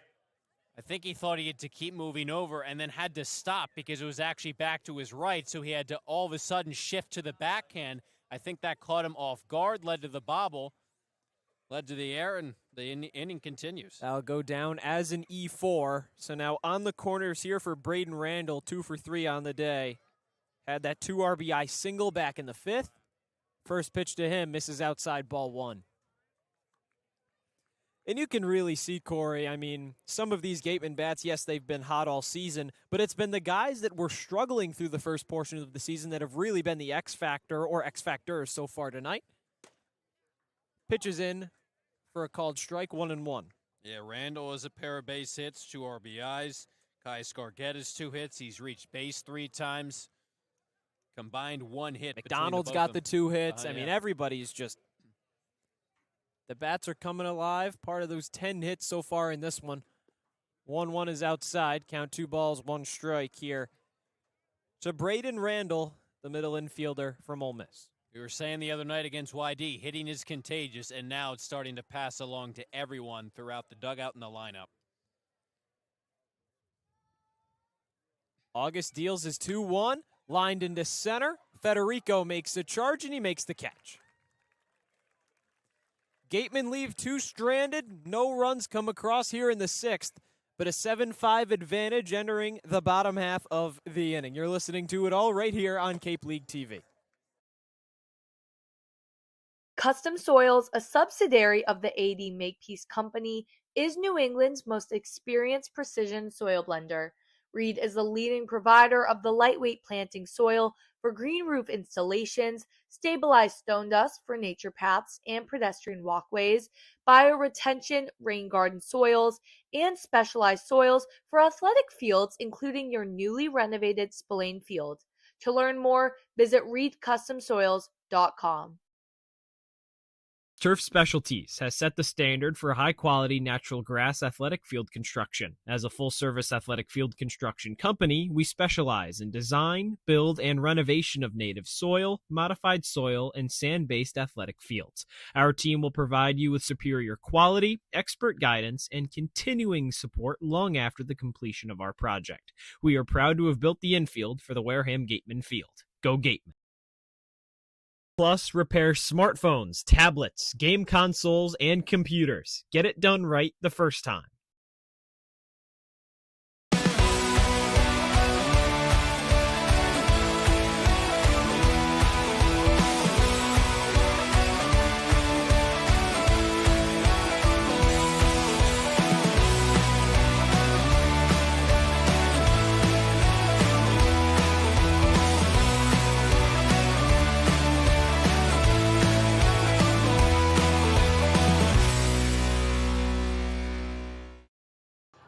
Caden McDonald remains in the game at DH, but his time on the mound is done. Stepping up to replace him, the righty Josh Butler from Arizona State.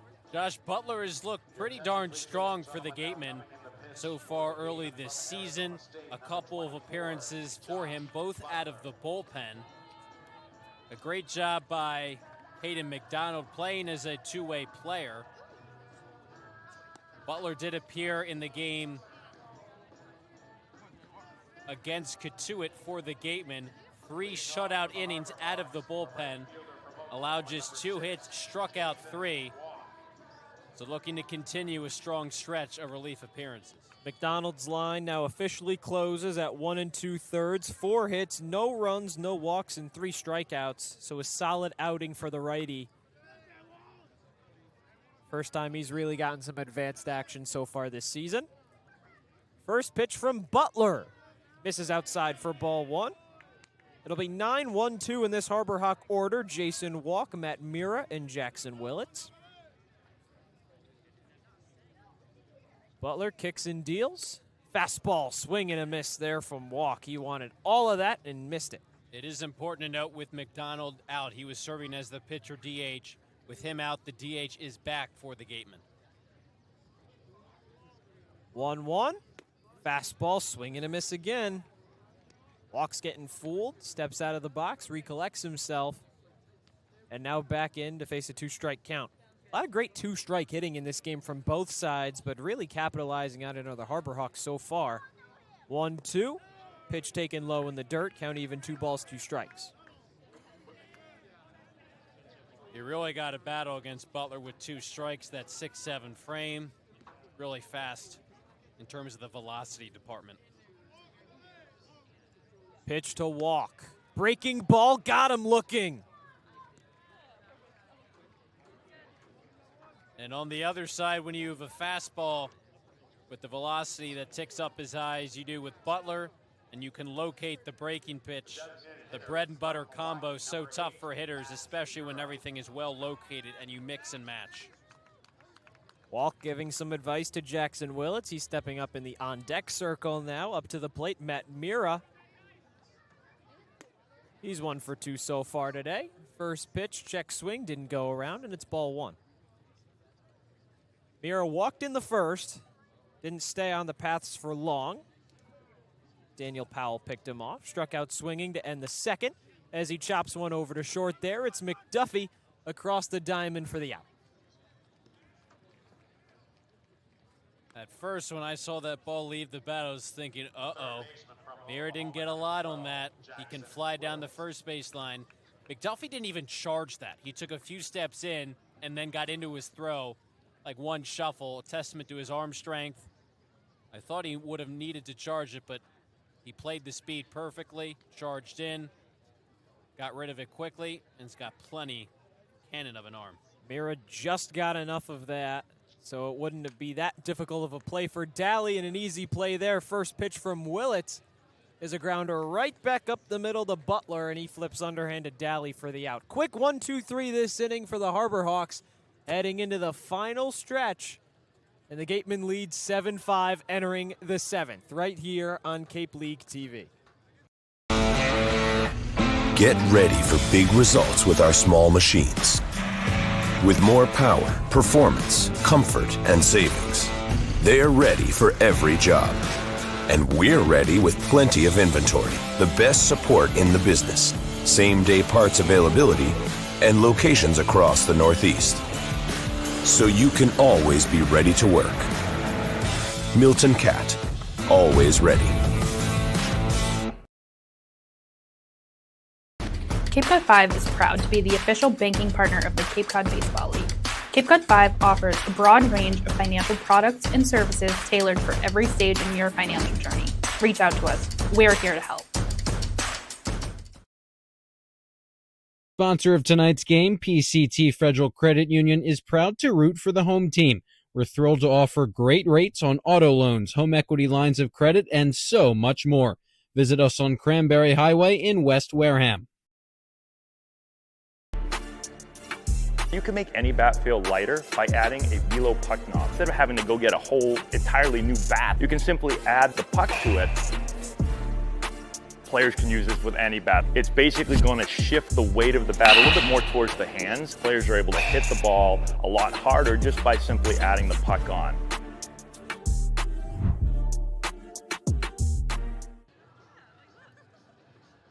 We're here in the 7th, and the Gatemen still hold a 2-run lead. 21 hits between these two teams, Cory. 11 for Wareham, and now trying to stop that onslaught is right-handed Isaac Williams.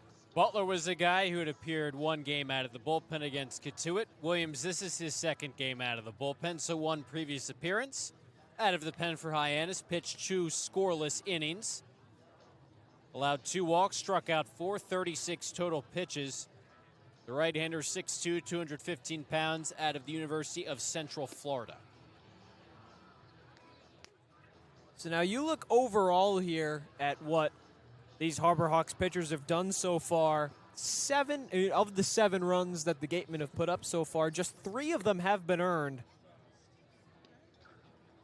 So when you think back on this game, Cory, just defense has been the end-all, be-all for both squads. It really has been, and early on in the season with the first 3 losses, we thought, the Gatemen would definitely have to play strong defense because the hitting wasn't there. And that continues to be the case in close games. You have to back up the pitching. But give the Gatemen credit. They've put the ball in play, led to some tough plays.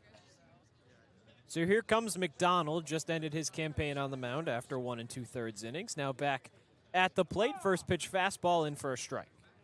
Yeah, so with the pitcher DH eliminated, McDonald will just be the DH for the rest of the way tonight.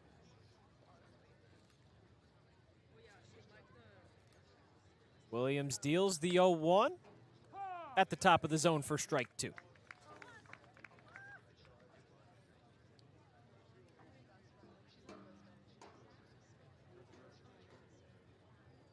Williams just finished his redshirt sophomore year at UCF. Pitch outside, doesn't chase at it, and it's 1-2. At UCF this past year, 9.28 ERA in 13 games, just 10 2/3 innings. Now deals a 1-2. Pitch misses outside. Count even, 2 balls, 2 strikes. Yeah, so pretty much a bullpen arm pitching in a conventional role for him here. Down by 2, looking for a big hold to keep the deficit where it is. 2-2. McDonald doesn't chase. Pitch misses upstairs, and a payoff coming up. McDonald leading off the inning. Caius Gargett backs him up. Shamar McDuffie in the hole. 8-9-1 in this Gateman order.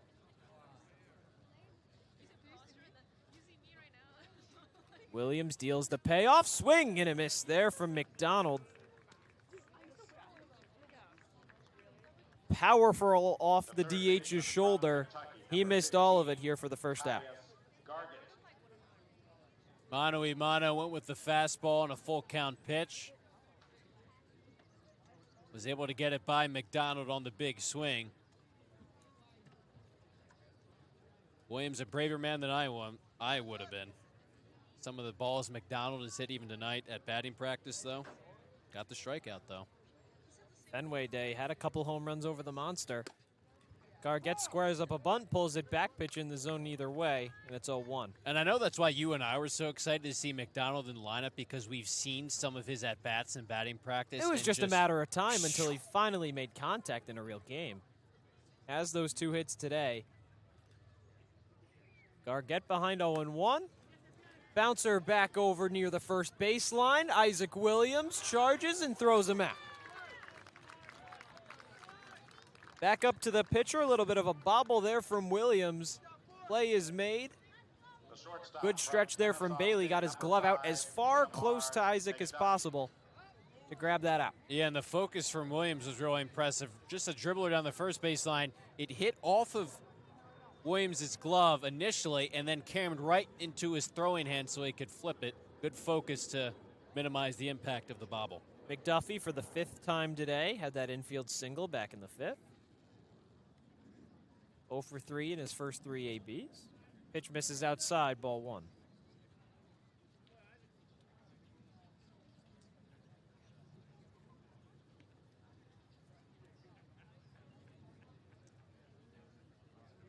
Sets, deals, pitch misses upstairs.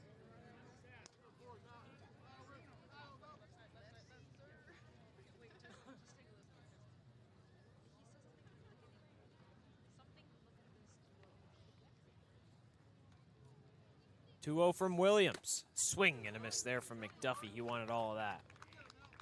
Fresh off of that great leaping catch in between his last at-bat and now in the field.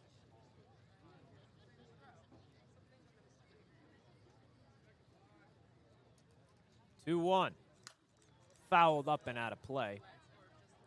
McDuffie was so excited to get here to Cape Cod this summer. Didn't get to play last year with a concussion last summer, that is.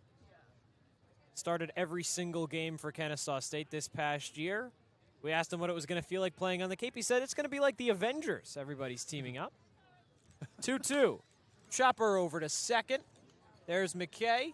And over to Bailey for the out. 1-2-3 in the seventh for the Gatemen. Still up by 2. It's 7-5 heading into the home half as we get ready to stretch here for McKeon Field.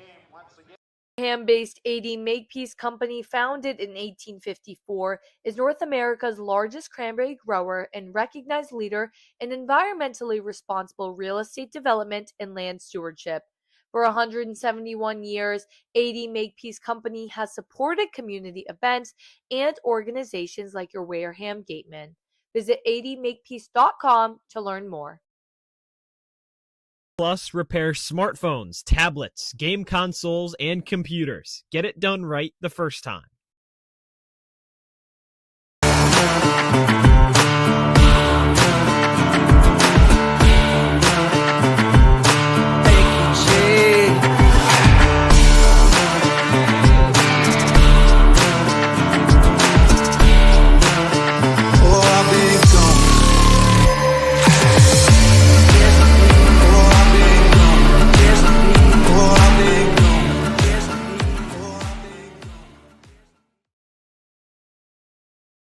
Custom Soils, a subsidiary of the AD Makepeace Company, is New England's most experienced precision soil blender. Reed is the leading provider of the lightweight planting soil for green roof installations, stabilized stone dust for nature paths and pedestrian walkways, bioretention rain garden soils, and specialized soils for athletic fields, including your newly renovated Spillane Field. To learn more, visit reedcustomsoils.com. Butler back up here for the seventh. It'll be his second inning of action. He'll have to go through 3, 4, 5 here in the Harbor Hawk order. Bailey, Rembert, and McKay, 2 lefties and a righty for Butler on the mound. Cory, I can't help but notice the 2 slices of pizza over to your left that you went and grabbed during the break. Man, all this action, I was getting hungry. This could be the first edition of Gatemen Grubs. A trend started by Kyle Marchak and Ethan Ibe last season. First pitch from Butler. Breaking ball misses low to Bailey. Ball 1. And I don't think this is Hyannis' signature dish that they're offering tonight, but that means we can be original here, right? I mean, I can't imagine they tried the pizza last year. Can never go wrong with pizza. Butler's 1-0. Swing and a miss on the breaking pitch. Now back to even 1 ball, 1 strike. Nasty looking hook. Pretty much true 12 to 6 action.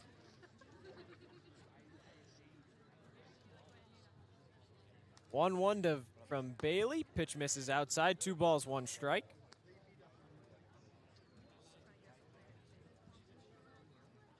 Butler, Arizona State. Bailey, Florida State.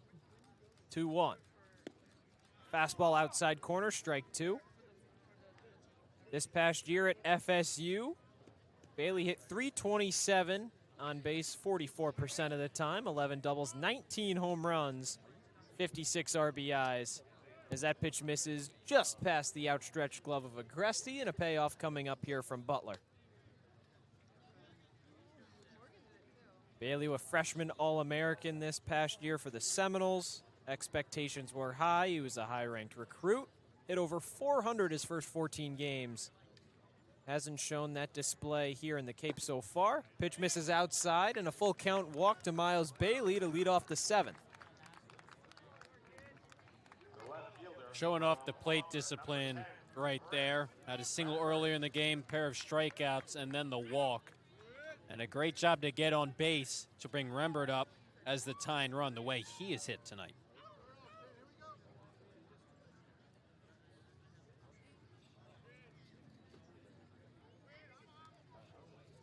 Rembert 3 for 3 today. Takes that first pitch in for strike 1. He's a triple away from the cycle, Cory. We just talked about it. Home run in the first, double in the third, single in the 5th.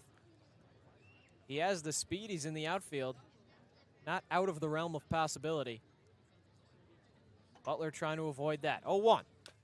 Fastball chopped and swung into foul ground just behind home plate, and it's 0-2. Can you try the pizza? It's killing me. I didn't want to, I'll try it. I It's just didn't Gatemen want Grubs. to I mean, have people it's listen to me unofficial. It's chew on unofficial. the air. During the break, you can come back with a Portnoy scale. 0-2. Checked his swing. Rembert almost offered at it. Ben DiConstanzo, the first base umpire, said he didn't go around. Count 1 ball, 2 strikes. Nobody out in the 7th. 7-5 lead for the Gatemen. Butler deals. Pitch in the dirt, blocked by Agresti. Bailey stays put.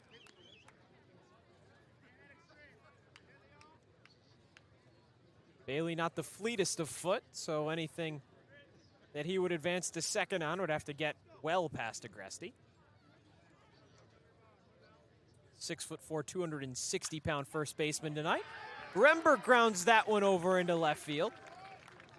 Now Bailey over to second anyway. Rembert 4 for 4 on the day, 2 singles, a double, and a home run for the left fielder. The at-bats have been extremely impressive. He's gone the other way, did that on the homer. He's shortened up with 2 strikes now multiple times, not trying to do too much, not too aggressive, just keeping his hands inside of the baseball. Just a grounder to the left side. And this is where if you're Butler, you really have to bear down. Gatemen have really maintained that lead since they got it in the 5th, but now first and second, no one out. Agresti went up and talked to him. I mean, this is a Hyannis squad that has scored a lot of runs so far this season. Through just 5 games of action. 28 runs for the Harbor Hawks. That's the most across Cape Cod. Harwich second with 27. First pitch to McKay, misses low for ball 1.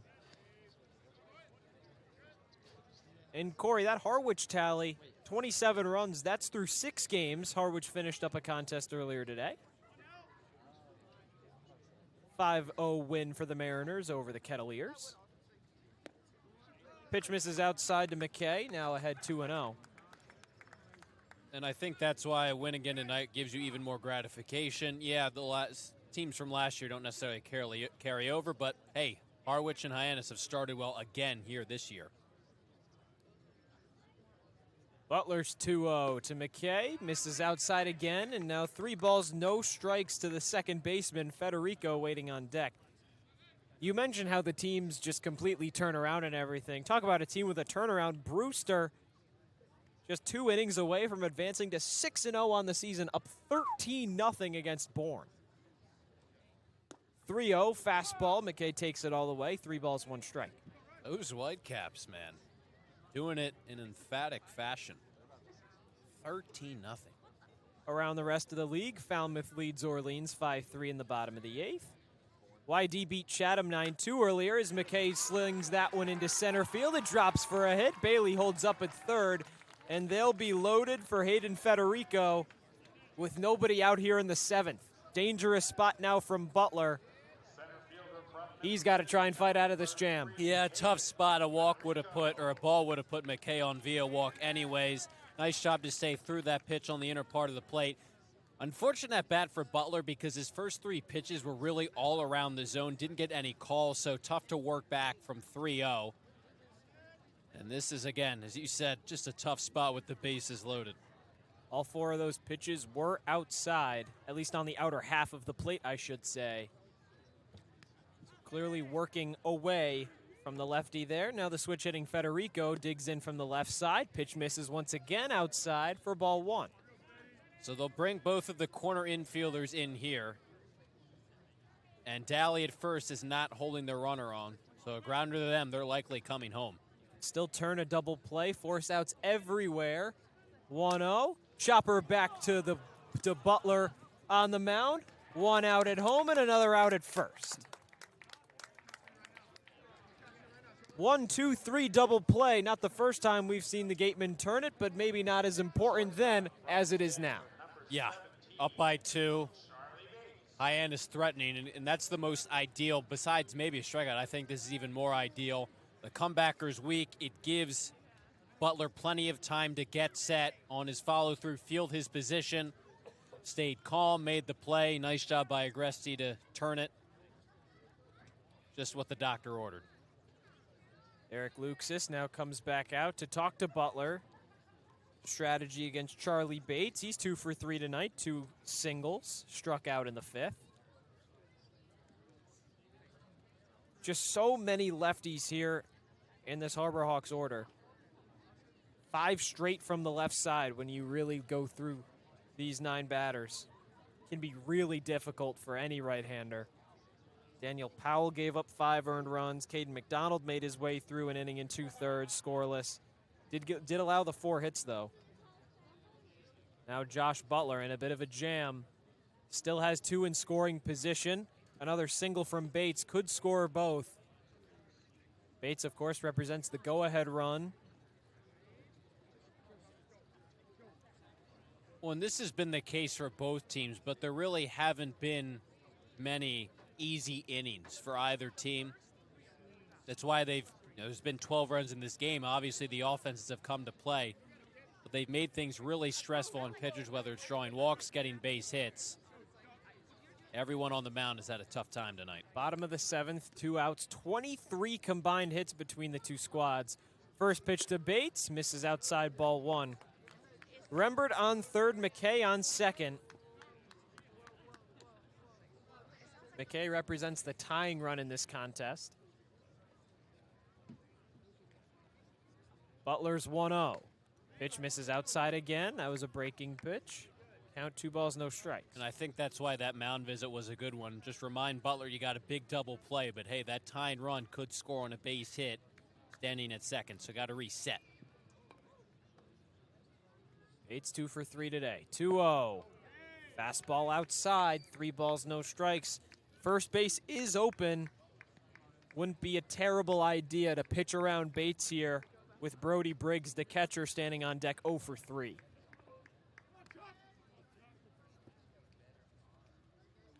Sets, kicks, deals.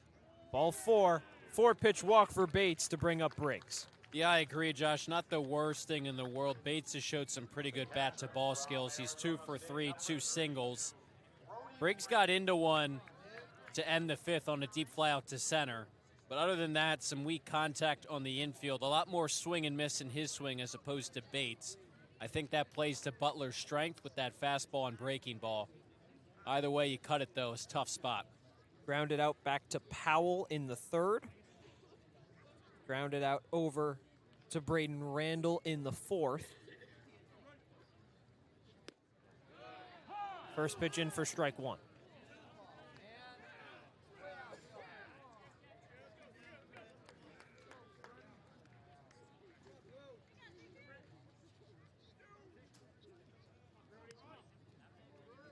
Nowhere to put Briggs. 0-1 count to the catcher. Butler deals. Pitch misses low. It was an off-speed. Count 1-1. That first strike was really big to get ahead. Count obviously even now. Location going to be really important right here with nowhere to put Briggs, as you said. 1 ball, 1 strike. Butler on the mound. Deals to home. Swing and a miss from Briggs. Now behind 1-2. Cory, this is the spot where this game can tip scales one way or the other. Yeah, to get out of a bases-loaded jam if you're Wareham, preserve the 2-run lead, momentum would continue to sit in their dugout if Butler can escape this. Biggest pitch of Butler's outing. 1-2. Heads home. Outside.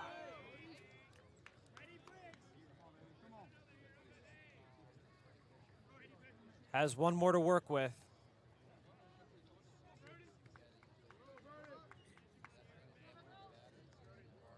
Two balls, 2 strikes, 2 outs. Bottom 7, 7-5 lead for the Gatemen. Bases loaded. Butler deals. Fouled off and out of play. He's got Briggs in protect mode with that swing. Behind on that pitch. We'll see how comfortable Butler is in terms of what he wants to throw, which is 2 balls and 2 strikes here. Does he waste to pitch? Try and stay around the zone. Could probably go either way with the fastball breaking ball. Butler, 2 shakes and a nod to Agresti, his catcher. 2-2, deal to home. Fastball, got him looking.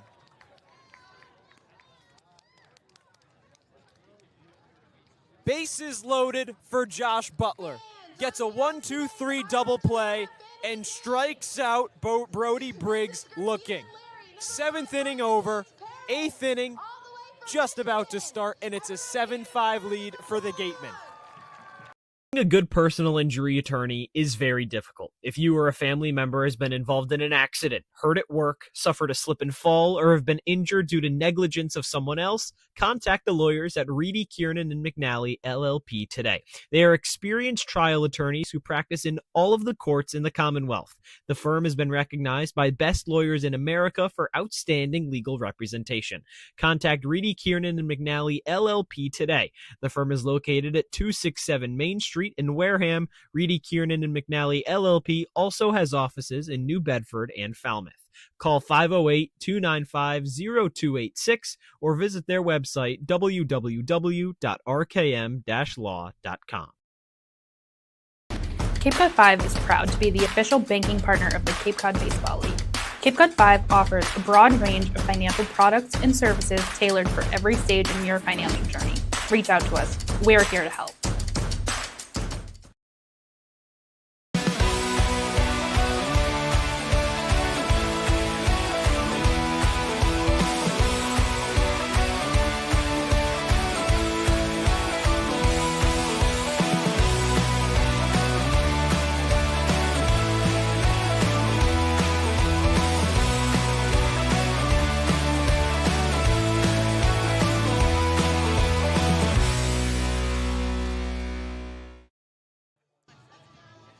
Eighth inning of action. It'll be 2-3-4 back up here for the Gatemen.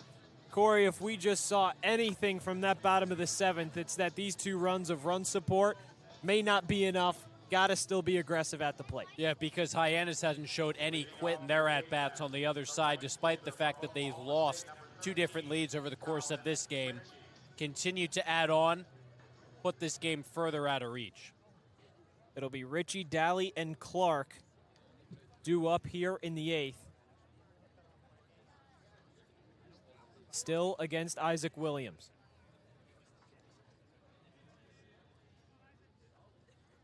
First pitch to Richie, squares up a bunt, pulls it back. It's in the zone anyway for strike 1. Williams struck out 1 in the previous inning. Didn't allow a hit.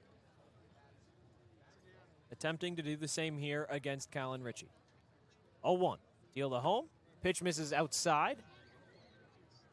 And just out of Briggs' glove and over to the backstop. Count even 1 ball, 1 strike. Might have gotten confused on some singles there as Briggs takes a long walk over to the pitcher's mound.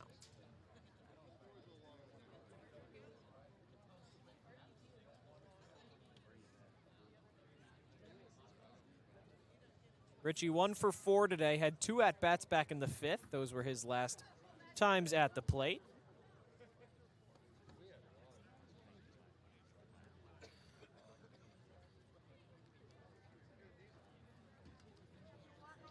Looked really comfortable. Second straight game in the second spot in the order.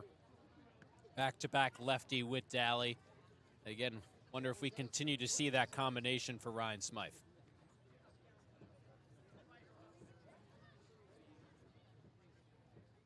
Williams 1-1, swung on and missed. A big hack there from Richie, now behind 1-2.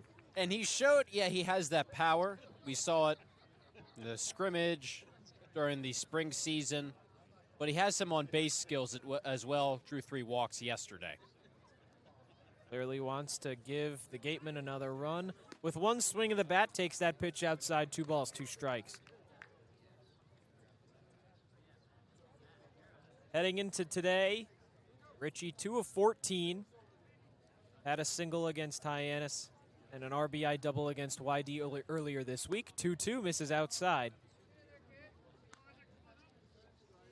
But even with that, Cory, multiple walks. So you said it. Has those on-base skills. See if he can do it again here. 3-2 from Williams. Deals to home. Pitch misses inside. And Richie heads over to first on a base on balls. A great job working it from 1-2. Now working the walk And a spot second in the order, that's what you're going to need. Yeah, you'll take all the power Richie can give you and extra base hits as well. But you also have plenty of power if they continue to look at Daly and Clark 3-4 in the order. So Richie doing his job. If it's a home run or double base hit, great. If not, work the free pass the baton. Daly 0 for 4 today, but does lead the team in doubles. He's got 3 of them this season. First pitch, fastball finds the outer corner for strike 1.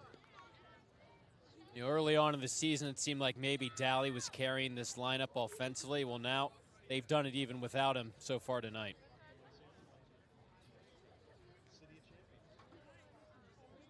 Daly, 58 home runs in 3 years at Mercer. 1-0 is outside. Was in the transfer portal after this past season. Recent commit to Clemson. Of course, he is draft eligible. His future still undecided. 1-1. Breaking pitch, misses upstairs. 2 balls, 1 strike. Yeah, he's just such a talented player, and it seems to be a matter of when, not if, he's going to hear his name called in the draft upcoming.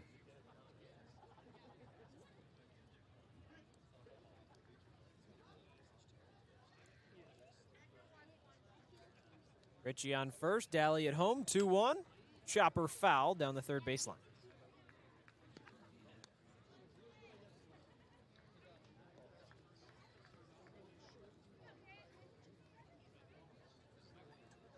Big pitch here from Williams. Of course, Daly not wanting to go down 3 straight times on Ks.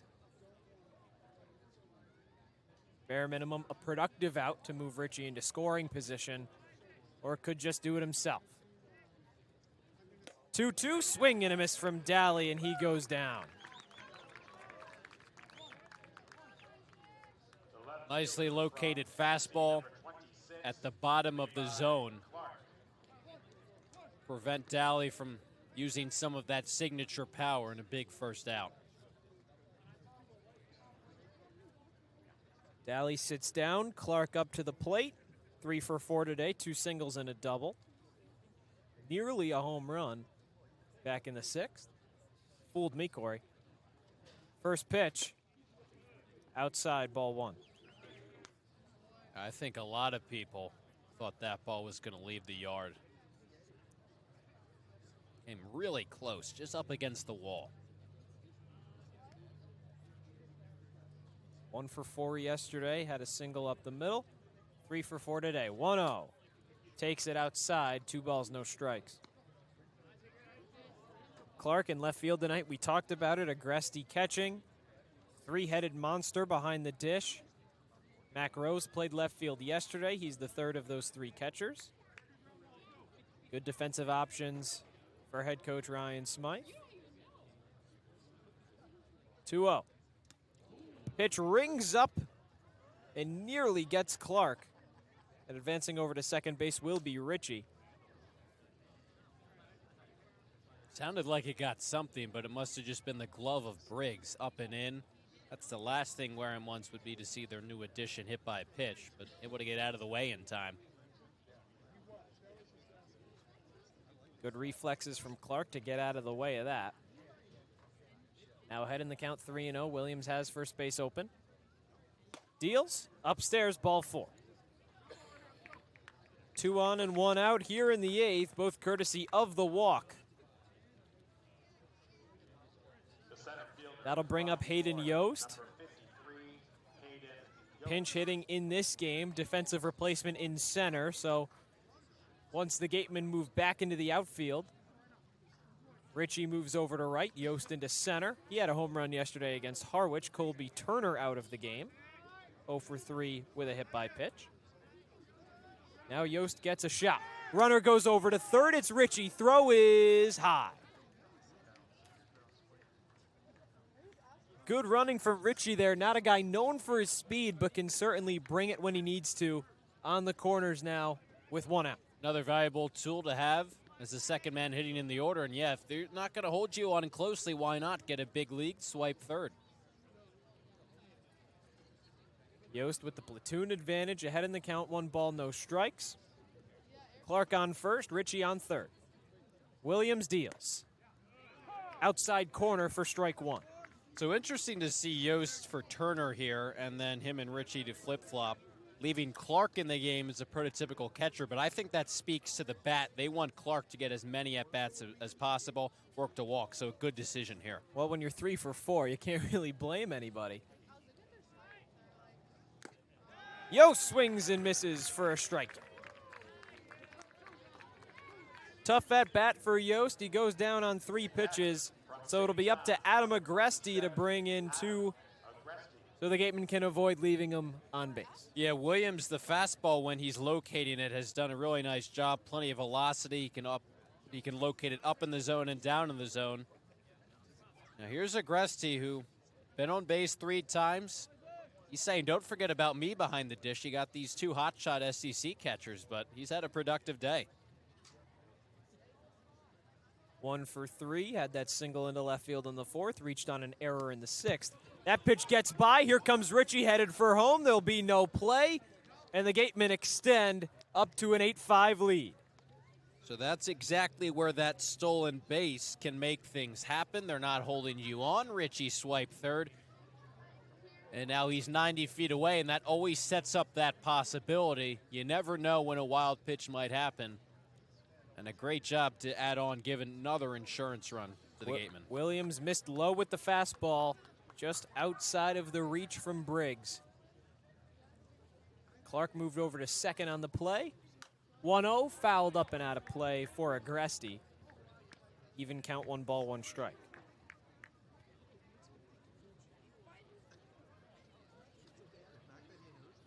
If Agresti were to reach base, Braden Randall stands on deck.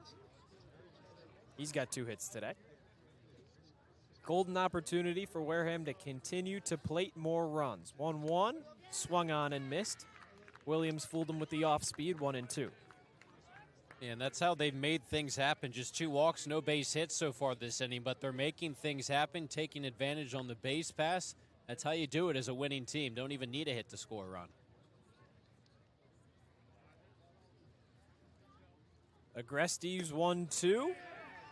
Checked his swing. Appeal over to first. He didn't go.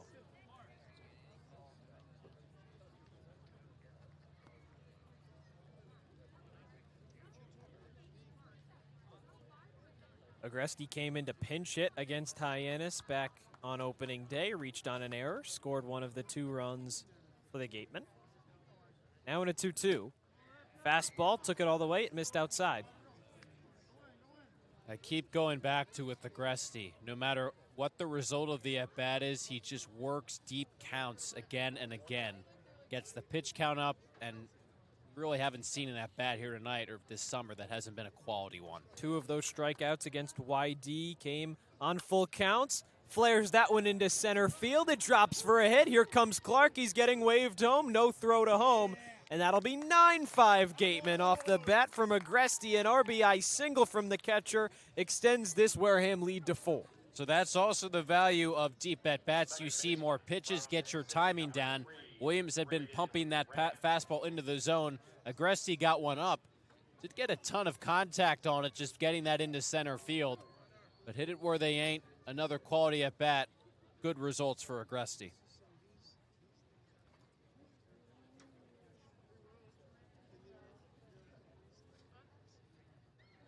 Williams deals to Randall. First pitch is lined into left the opposite way. Agresti streaks into third. Randall over to second. Throw is offline. And it's a 2-out double for Braden Randall.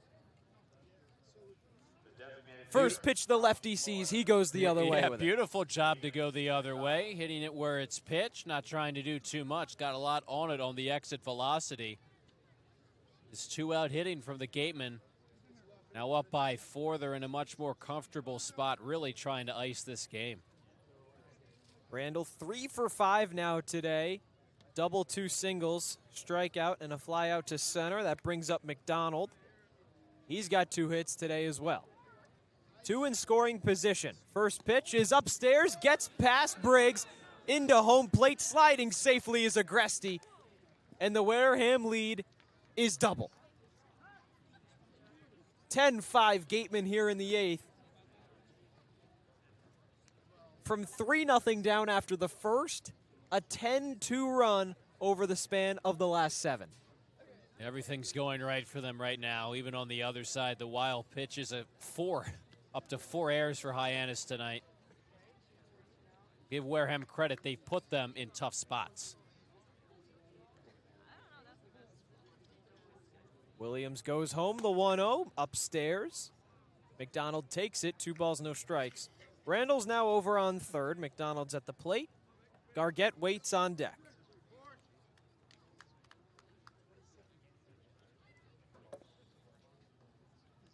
(2-0). Fastball upstairs, 3-0. And how about McDonald tonight? He's 2 for 4 as a hitter, and he pitched an inning and 2/3 scoreless innings with 3 strikeouts. It's exactly what this Gatemen squad wanted him to do. Has the trust from pitching coach Eric Luxus, his high school coach at Sickles. 3-0. Fastball all the way. Took it. Count 3 balls, 1 strike. He had a 5.68 weighted GPA in high school, too. This guy's an all-around weapon.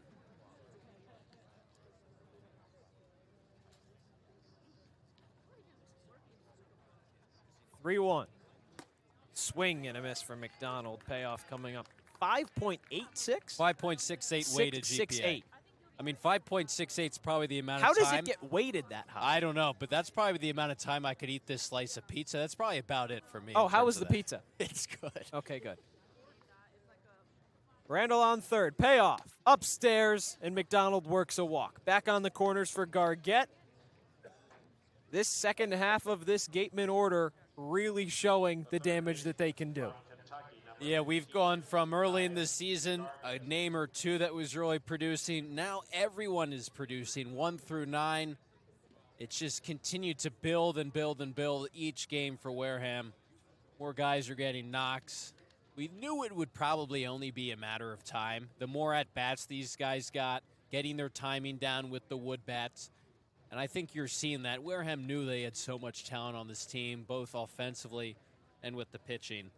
And it's been great to see a lot of these guys, as you talked about, Josh, who are maybe struggling a bit coming into this one, just play so well here tonight. Cory, 2 runs opening day against Hyannis, 1 run against Kituitt, 2 more against Chatham, and 3 against YD.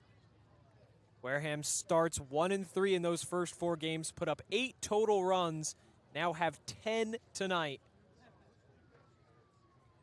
As it looks like McDonald is going to get a pinch runner, as we have a chat between Mitch Carricker and Ryan Smythe over near the Gatemen dugout. Jared Davis has his helmet on. Van Shayen comes up as well, looking maybe where to place some of these runners. You have plenty of options because McDonald is the DH. So it's not necessarily a fielding thing you'd have to worry about. Again, keep in mind he went from the pitcher, DH, to just back to the DH once Butler came in. Attention, please, ladies and gentlemen. So pinch running now for Caden McDonald will be Van Shayen. Over at third base is Braden Randall. Caius Gargett still at the plate, waiting to see his first pitch. McDuffie waits on deck.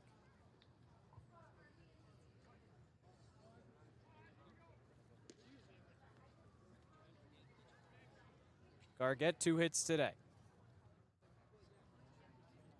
Williams deals. First pitch, swing and a miss from Gargett. Reached on an error in the second.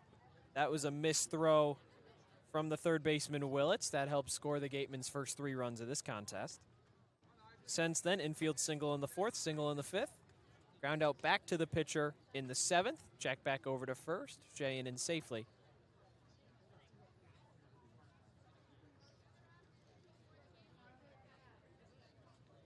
Shayen has speed as a middle infielder. Not a huge lead, but he can run. 0-1. Now he goes. Take off. Briggs pump faked his throw down to second. Thought wisely about a potential double steal with Randall heading home. Shayen in safely to second base with a steal. Yeah, plenty of speed with Randall on at third, so that's really something Wareham could have tried if Briggs had decided to throw it down. Two in scoring position. 0-2 count for Gargett. Williams deals. Liner back up the middle. It's into the outfield. Randall scores. Sheahan rounds third, and he heads home. 2 RBI single for Caius Gargett. 3 hits today. Have a day, third baseman. Everything is just it's all Wareham right now. The move to pinch hit McDonald for Sheahan, give McDonald the rest of the night off. You get more speed on it first. He gets to second, even if you're trying with the double steal route, didn't matter. Gets closer in a scoring position anyways. Gargett with the beautiful job. Nice and easy swing, goes right back up the middle with 2 outs and the speed of Sheahan at plates 2. That will be it for Isaac Williams. His day is done. So now at this point, this game has gone from Wareham just trying to get 1 or 2 insurance runs, tack onto that 2-run lead. Now it's Hyannis just needs to get out of this game and move on to tomorrow. 12-5 lead here in this 8th. 2-run rally here for the Gatemen. Hayden Yost struck out. Since then, 4 straight have reached base.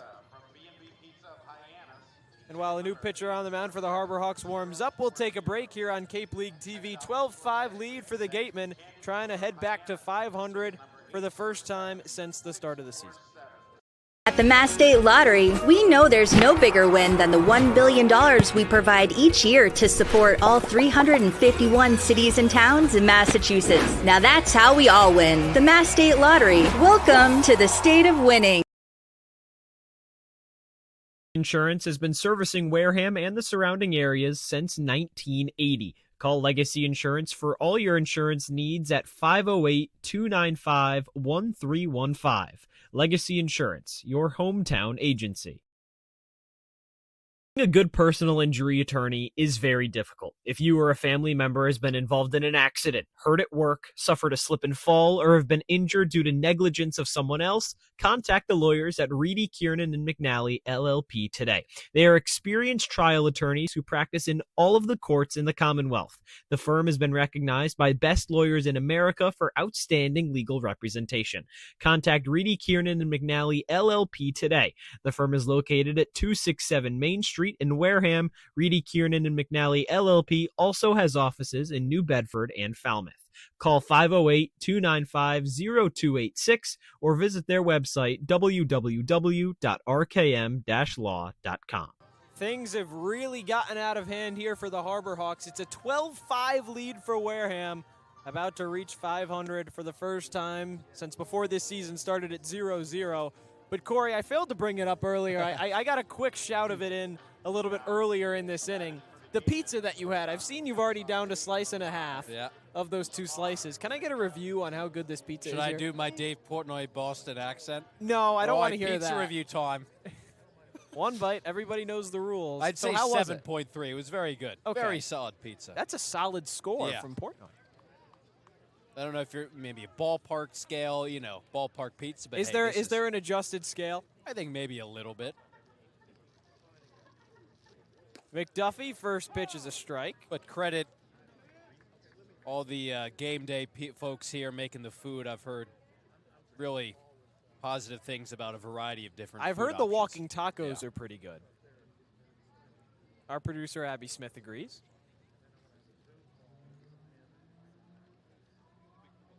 Oh, 1 to McDuffie. Breaking ball, strike 2. Into the game for Hyannis, Chandler Dorsey, the righty from LSU. Dorsey, LSU. He started the game for the Harbor Hawks last season, his first appearance so far this summer. McDuffie's 6th plate appearance of the game. Runner goes, swing and a miss, it doesn't matter. McDuffie goes down on 3 pitches. That's how the top of the 8th ends. Hyannis down to 6 more outs, has to get 7 runs across to tie. It'll be a tall task, and we'll find out how it all wraps up here on Cape League TV.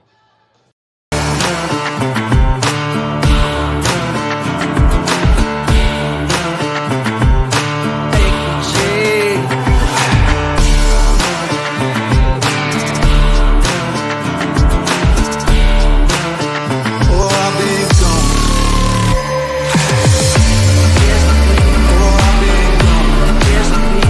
I've been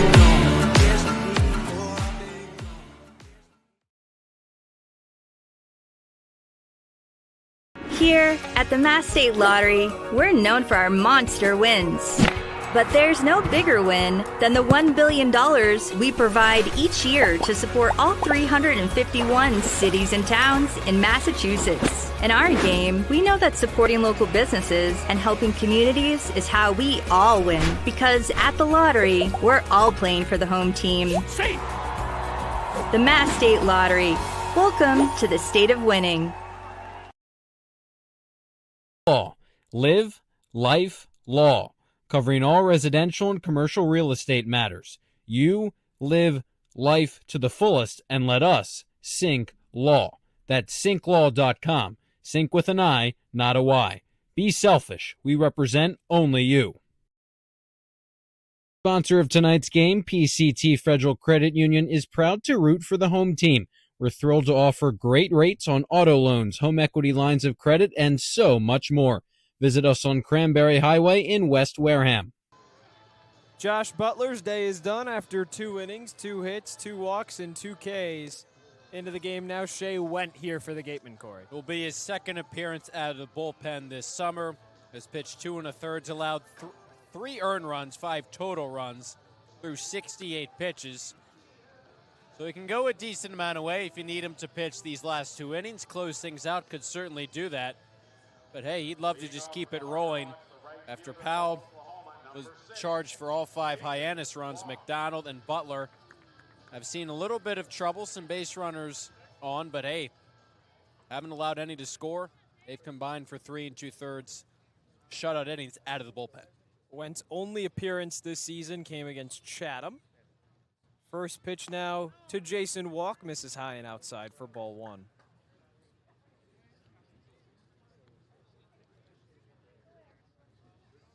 Had those 3 walks in just 2 1/3 innings, like Cory mentioned.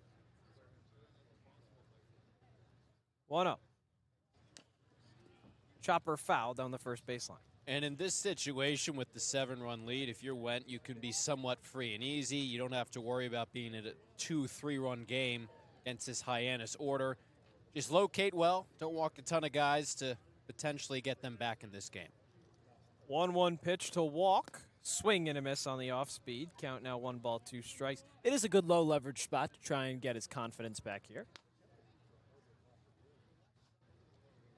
Yeah, and again, he can pitch the 9th if needed too. 1-2. Chopper over to first. Daly comes in, takes it to the bag himself. He loses the race. Walk was sprinting down the line. He beat Ty Daly. Leadoff single here in the 8th for the Harbor Hawks. Yeah, Daly made a nice play. Good sense of urgency, too, and it really didn't make much sense to flip it to the covering Went.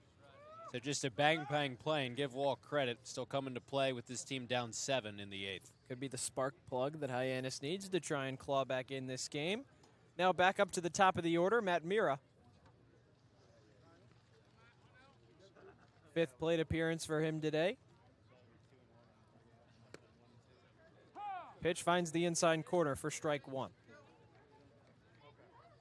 He walked back in the first. He was caught stealing shortly after. Struck out to end the 2nd. Had an infield single in the 4th. Grounded out to short in the 6th. Check back over to Walk. He's in safe.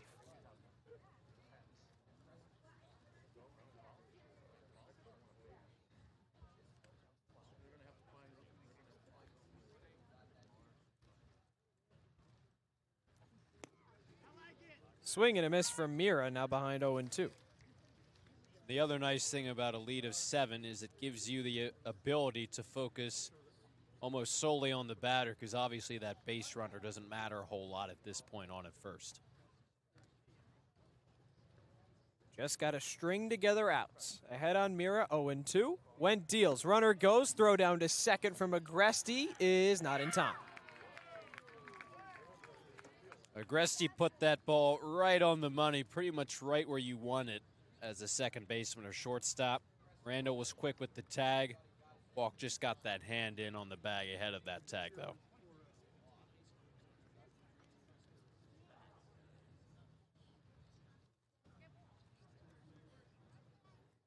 One-two count to Mira.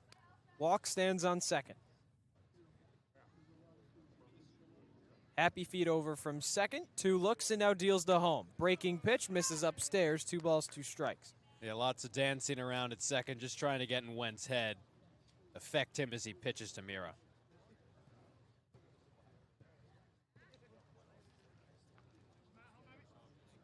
Jackson Willett stands on deck. Mira at the plate. 2-2 count. Nobody out here in the 8th. Went goes home. Pitch misses low. Payoff coming up. 1 base runner's fine, but you don't want to start to make it a habit. We're in the 8th. Hyannis had that big 8th against Wareham on opening day. Try and eliminate that possibility. Attack the hitters. Make them beat you, as we've talked about. It's been a theme early in the season. 3-2 from Went. Misses inside. Ball 4. First and second for the Harbor Hawks. Nobody out in the 8th. Brings up Jackson Willits, the third baseman. He attacked Mira there and went with the fastball just a little bit off the inner part of the plate.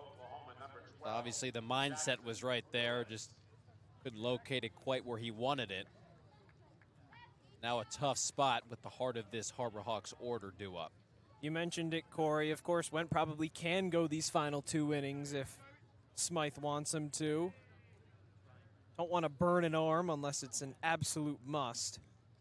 First pitch to Willits is a drop strike there, but a strike nonetheless from Agresti. Just slipped out of his mitt. But the less arms you can use, the better, especially with another game tomorrow against Falmouth.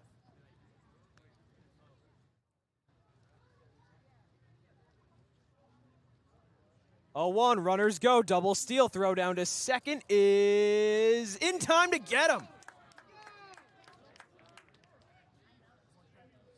McDuffie applied the tag and a bullet throw from Agresti down to the bag. 1 out here in the 8th.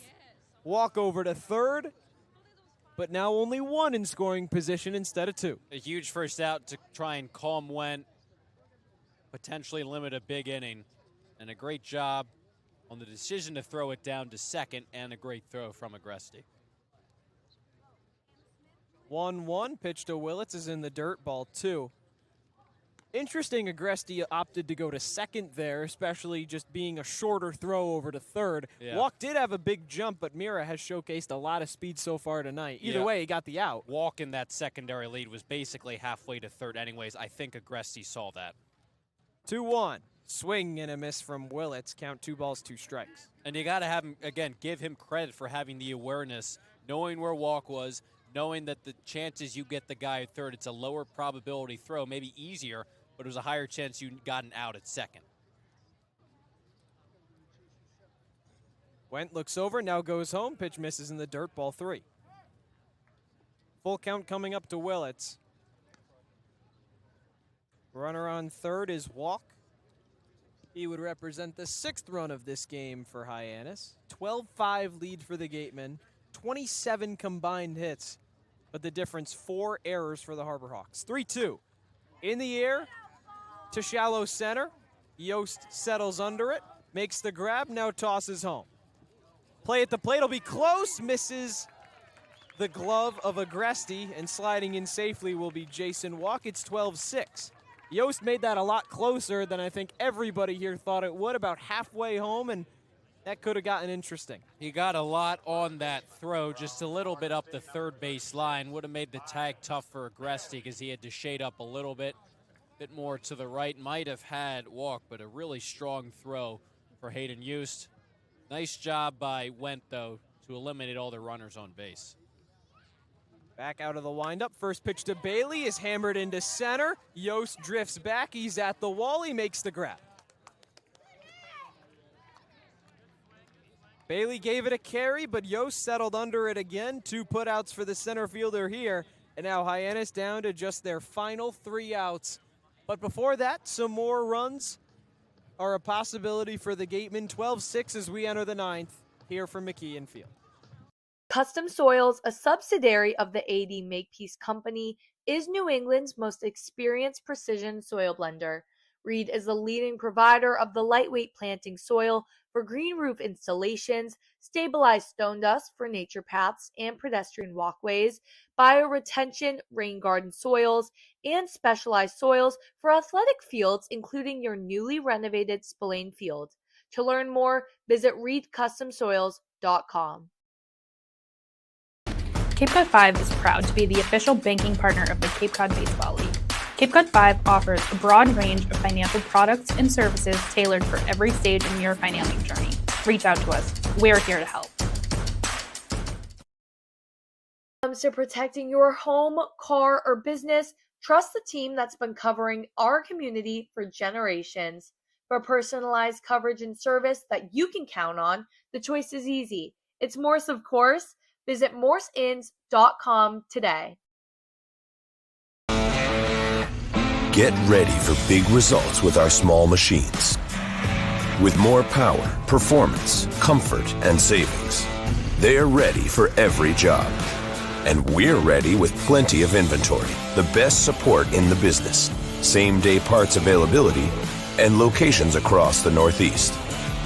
So you can always be ready to work. Milton Cat, always ready. Chandler Dorsey struck out Shamar McDuffie to end the eighth, the only batter he faced. Got him on 3 pitches, and now after 9, reached home plate to bat around in the eighth. Colin Ritchie stands back up to lead off the ninth. He's had a really nice day out of the 2 spot, a single and a walk, gotten on base and mixed in a stolen base as well, scored on a wild pitch. One of the many successful hitters for the Gatemen tonight. 14 hits for Wareham, 12 runs. First pitch from Dorsey is rocketed into right, drifting under it, and making the diving grab is Jason Walk.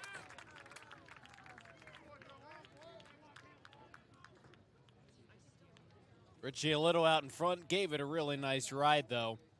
We saw Walk, he's got plenty of speed in right field, really closed ground quickly, and it did a nice job to make that catch. Most other right fielders there, that's into the right center gap.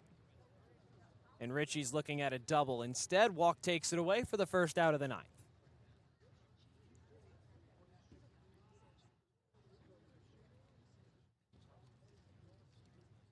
Dorsey deals first pitch to Daly, breaking ball missed. Something we've seen a lot of, Cory, is just how aggressive Daly can be when he steps in that batter's box. Almost every at-bat, heat-seeking that first pitch. 0-1. Gets a breaking pitch, takes it all the way, count even, 1 ball, 1 strike. Yeah, he really can be aggressive in terms of how much power he puts into each swing. What's interesting is almost at the same time, he's got a good eye and can kind of mitigate that with the plate discipline. 1-1. Breaking pitch upstairs, count 2-1. And you've seen it the past 2 pitches, had a really big swing, had a good breaking ball, then all of a sudden is shortened up, looked at 2 close pitches, and now he has a hitter's count. Daly 0 for 5 tonight, 3 strikeouts. Batting average down to .208 on this season. Takes one outside, count back up to even, 2-2.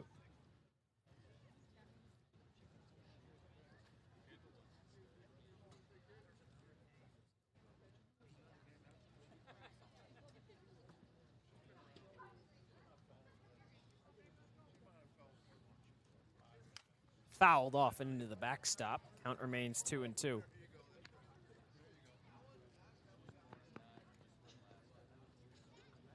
Daly, one of just 2 Gatemen to not record a hit tonight. At least of the starters, it's just him and Colby Turner. Turner, of course, exited the game. Hayden Yost took his spot. He struck out, and Daly strikes out right there looking. Breaking pitch got him on the outside corner. And unless another 9th inning rally, Daly will end his day 0 for 6 with 4 Ks. A tough night, but listen, it's going to happen even the best of hitters. He's been such a part of this Wareham offensive success early in the season. Just not his night so far tonight, but just still such a great hitter. Levi Clark's night done. 3 for 4 with a walk. In taking his place, Chase Cruson will replace him defensively as well in left field. Move makes sense given the lead, 6 runs. Given the defense, Cruson obviously career outfielder, Clark more so a catcher. He's done a nice job so far tonight. 1-0, cut on and missed from Cruson. Clark wasn't tested a whole lot in left field. Just 2 putouts for the usual everyday catcher. 1 in the first and then 1 in the second. 1-1. Up and away on Cruson, 2-1. And that's really the real test with Rose and then Clark in left field the past 2 nights has been their defense. We know their bat can be there, but that's another luxury for Ryan Smythe. If he can just pencil one of them in there in left field, opens up the lineup, gives him more options to get more bats in there. 2-1. Checked his swing. Did he go around? He did not. 3-1. Good job from Cruson to lay off the high heat. Because he get maybe 2 or 3 of the catchers in there. Even Agresti tonight, he's staked his claim as a really good hitter. 2 hits, has reached base 4 times.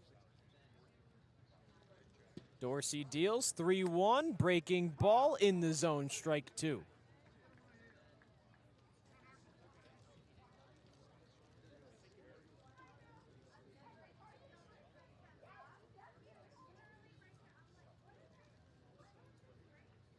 (3-2). Breaking ball misses inside, and a full count walk for Chase Cruson.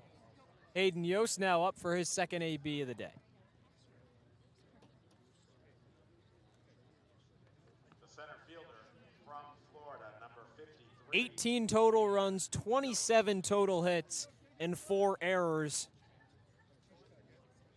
9:14 on the clock after first pitch at 6. So much offense, Cory. No chance we were getting out of here early.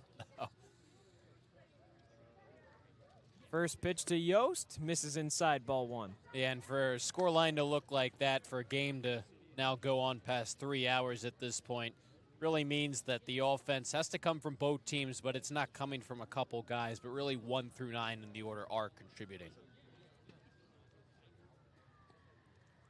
Yost fouls that one up and out of play. Had that home run yesterday against Harwich. That kick-started the first of 5 for the Gatemen. Turned into a 5-2 win.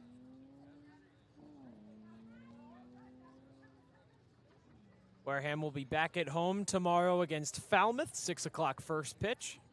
Then back over to Harwich on Sunday to battle the Mariners once again. 4 straight for the weekend before an off day Monday. Cruson heads over to second. Throw down from Briggs, not in time. Still running with the 6-run lead, but hey, Chase Cruson just got into the game, worked a walk, got a good jump there, has plenty of speed on the base pass. An easy stolen base for the outfielder. Hyannis did put up 6 runs in that 8th inning on opening day. Certainly something that might be in the back of Ryan Smythe's mind. Now Cruson heads over to third. Throw down is not in time. Back-to-back stolen bases on back-to-back pitches for Chase Cruson has him over 90 feet away. We've talked about the speed that both of these teams have showcased throughout the contest tonight. Cruson just another option off the bench or as a starter. Luxury to have, and all of a sudden he's 90 feet away.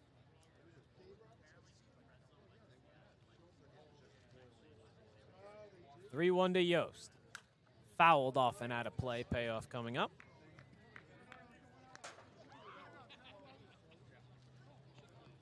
So now with all these guys playing well, Ryan Smythe will have the problem, and a good one to have, of who does he want to start night in, night out. A lot of guys all of a sudden are swinging a hot bat.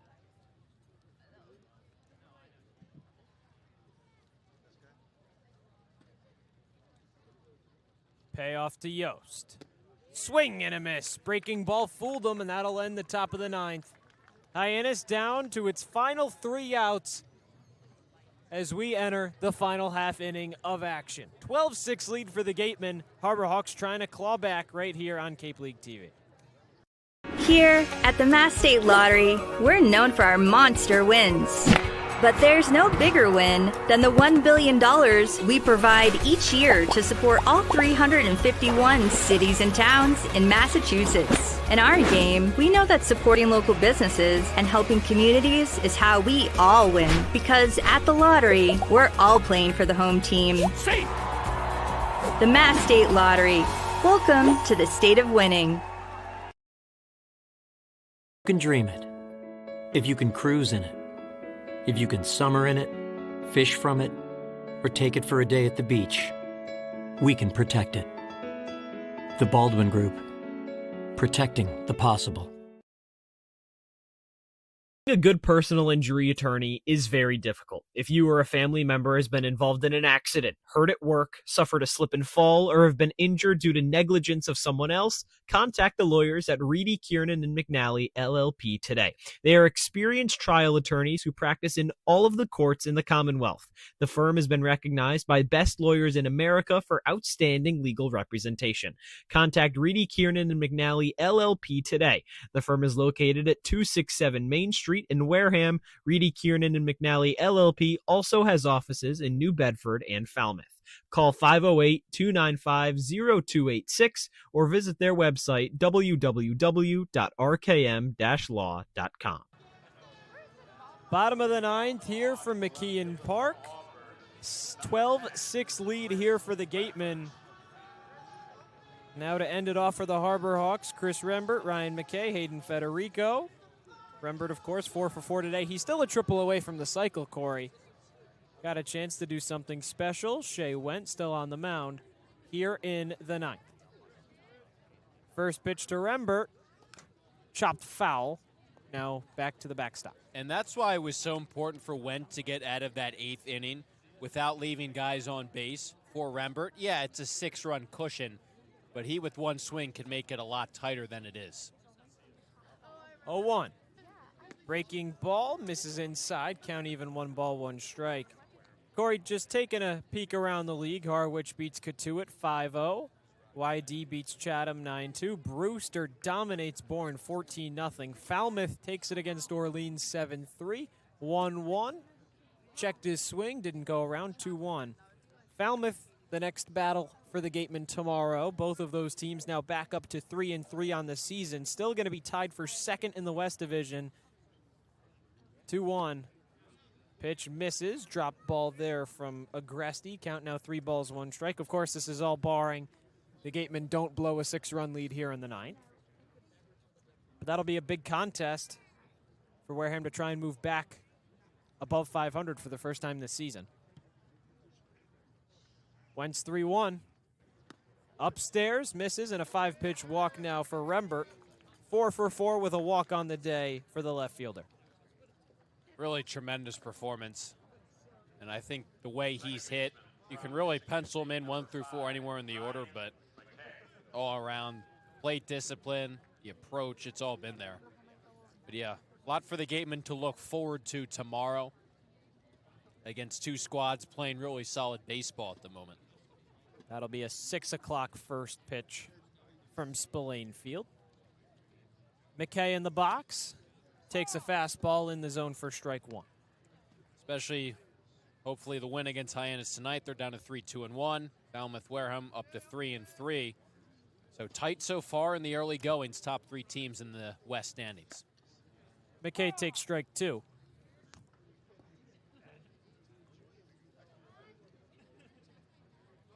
And Cory, you can always scoreboard watch, right? You know, it's a 40-game season, nearly a quarter of the way through now. And it doesn't seem like a lot, but in the blink of an eye, we're going to be into late July, and some of these games are going to matter so much. Chopper right back to Went. In the dirt over to second, and the double play won't be turned. Randall picked it out and got the lead runner. Fielder's choice there for Ryan McKay. He's on first base safely, 1 out now in the ninth. Heck of a pick by Randall at second, just kind of the short hop he got from Went. Picked it on the backhand, no problems whatsoever.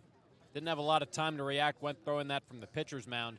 Nicely done to at least get 1 out there.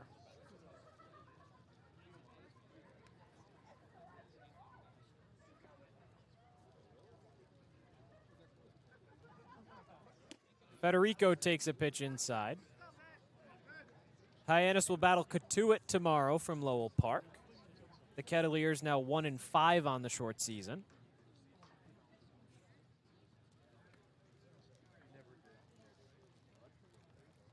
One-0. Fastball misses low, 2-0. Now that these guys are starting to come in from Omaha, teams are starting to get filled. everybody's got those last few stragglers ready to get activated on this roster. We mentioned how some of these teams look so much different now than they did on opening day. 2-0. Lined into left, drifting back on it will make the catch over and left.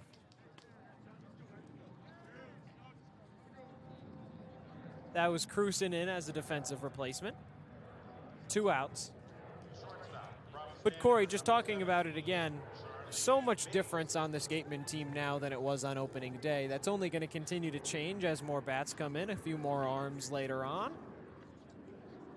It's going to be a whole different look in about 2 weeks when we hit July.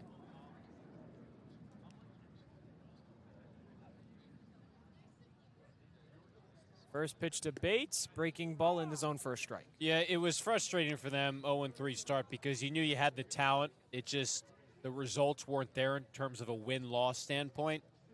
And now they're really showing what they can do when they get the reps in the games. 0-1, foul tip. Bates now behind 0-2. And as you said, Josh, the names might change a little bit. You see new players come in, go out. But what you're doing now is you're building a solid foundation that will be able to withstand whatever change comes, no matter how big it is for all of these teams. 0-2. In the air, over into left center. That gets down in the gap. Yost cuts it off. Throws it into McDuffie.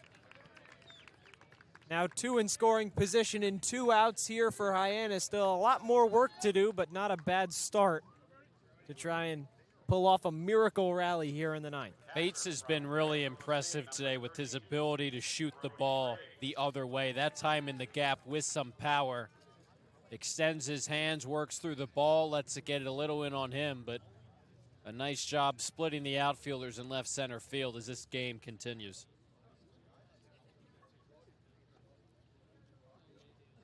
Briggs up to bat. He's had some consequential ABs in this one. Struck out looking with the bases loaded his last time up. Now chops that one foul down the first baseline. Sure, he's going to want some of those ABs back, Cory. Yeah, that flyout really got a hold of a pitch back in the 5th. Had a couple runners on. Didn't miss it by a whole lot out to center field. Really has been tested in some big spots tonight. Flyout in the 5th, strikeout in the 7th. Behind 0-1 on Went. Pitch in the dirt. Agresti blocks, runner stay put. Listen, the fight from Hyannis has still been there, even as this game kind of got out of hand for them. Give them credit, they've already scored 6. They put pressure on in just about every single inning tonight. 1-1. Fouled off, slicing out of play. And that's what's made potential probable win here for the Gatemen all that more impressive. The Hawks have not gone by the wayside quietly. Harbor Hawks down to their final strike. Brody Briggs at the plate. 1-2 from Went, fouled off. Federico on third, Bates on second. 1-2 count, 2 outs in the 9, 12-6 lead for the Gatemen. A pitch away from moving to 500 this year.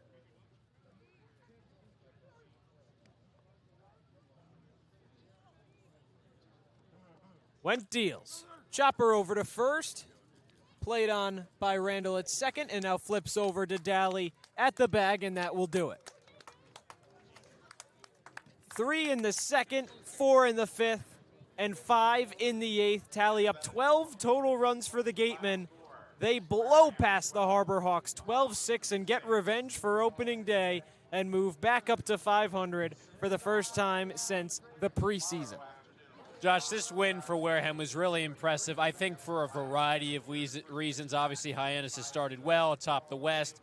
They did well last season as well. 1 through 9, a whole team effort. The bullpen did well for Wareham. But I think the 2 most impressive aspects of it for me was, 1, they fought back when they were down 3-0 early, tied the game, down 5-3, tied the game, then took the lead. Then they were able to hold on to that lead through a lot of pressures. I just said a minute or two ago, Hyannis didn't make things easy, and they threatened pretty much every inning to tie the game, to retake the lead.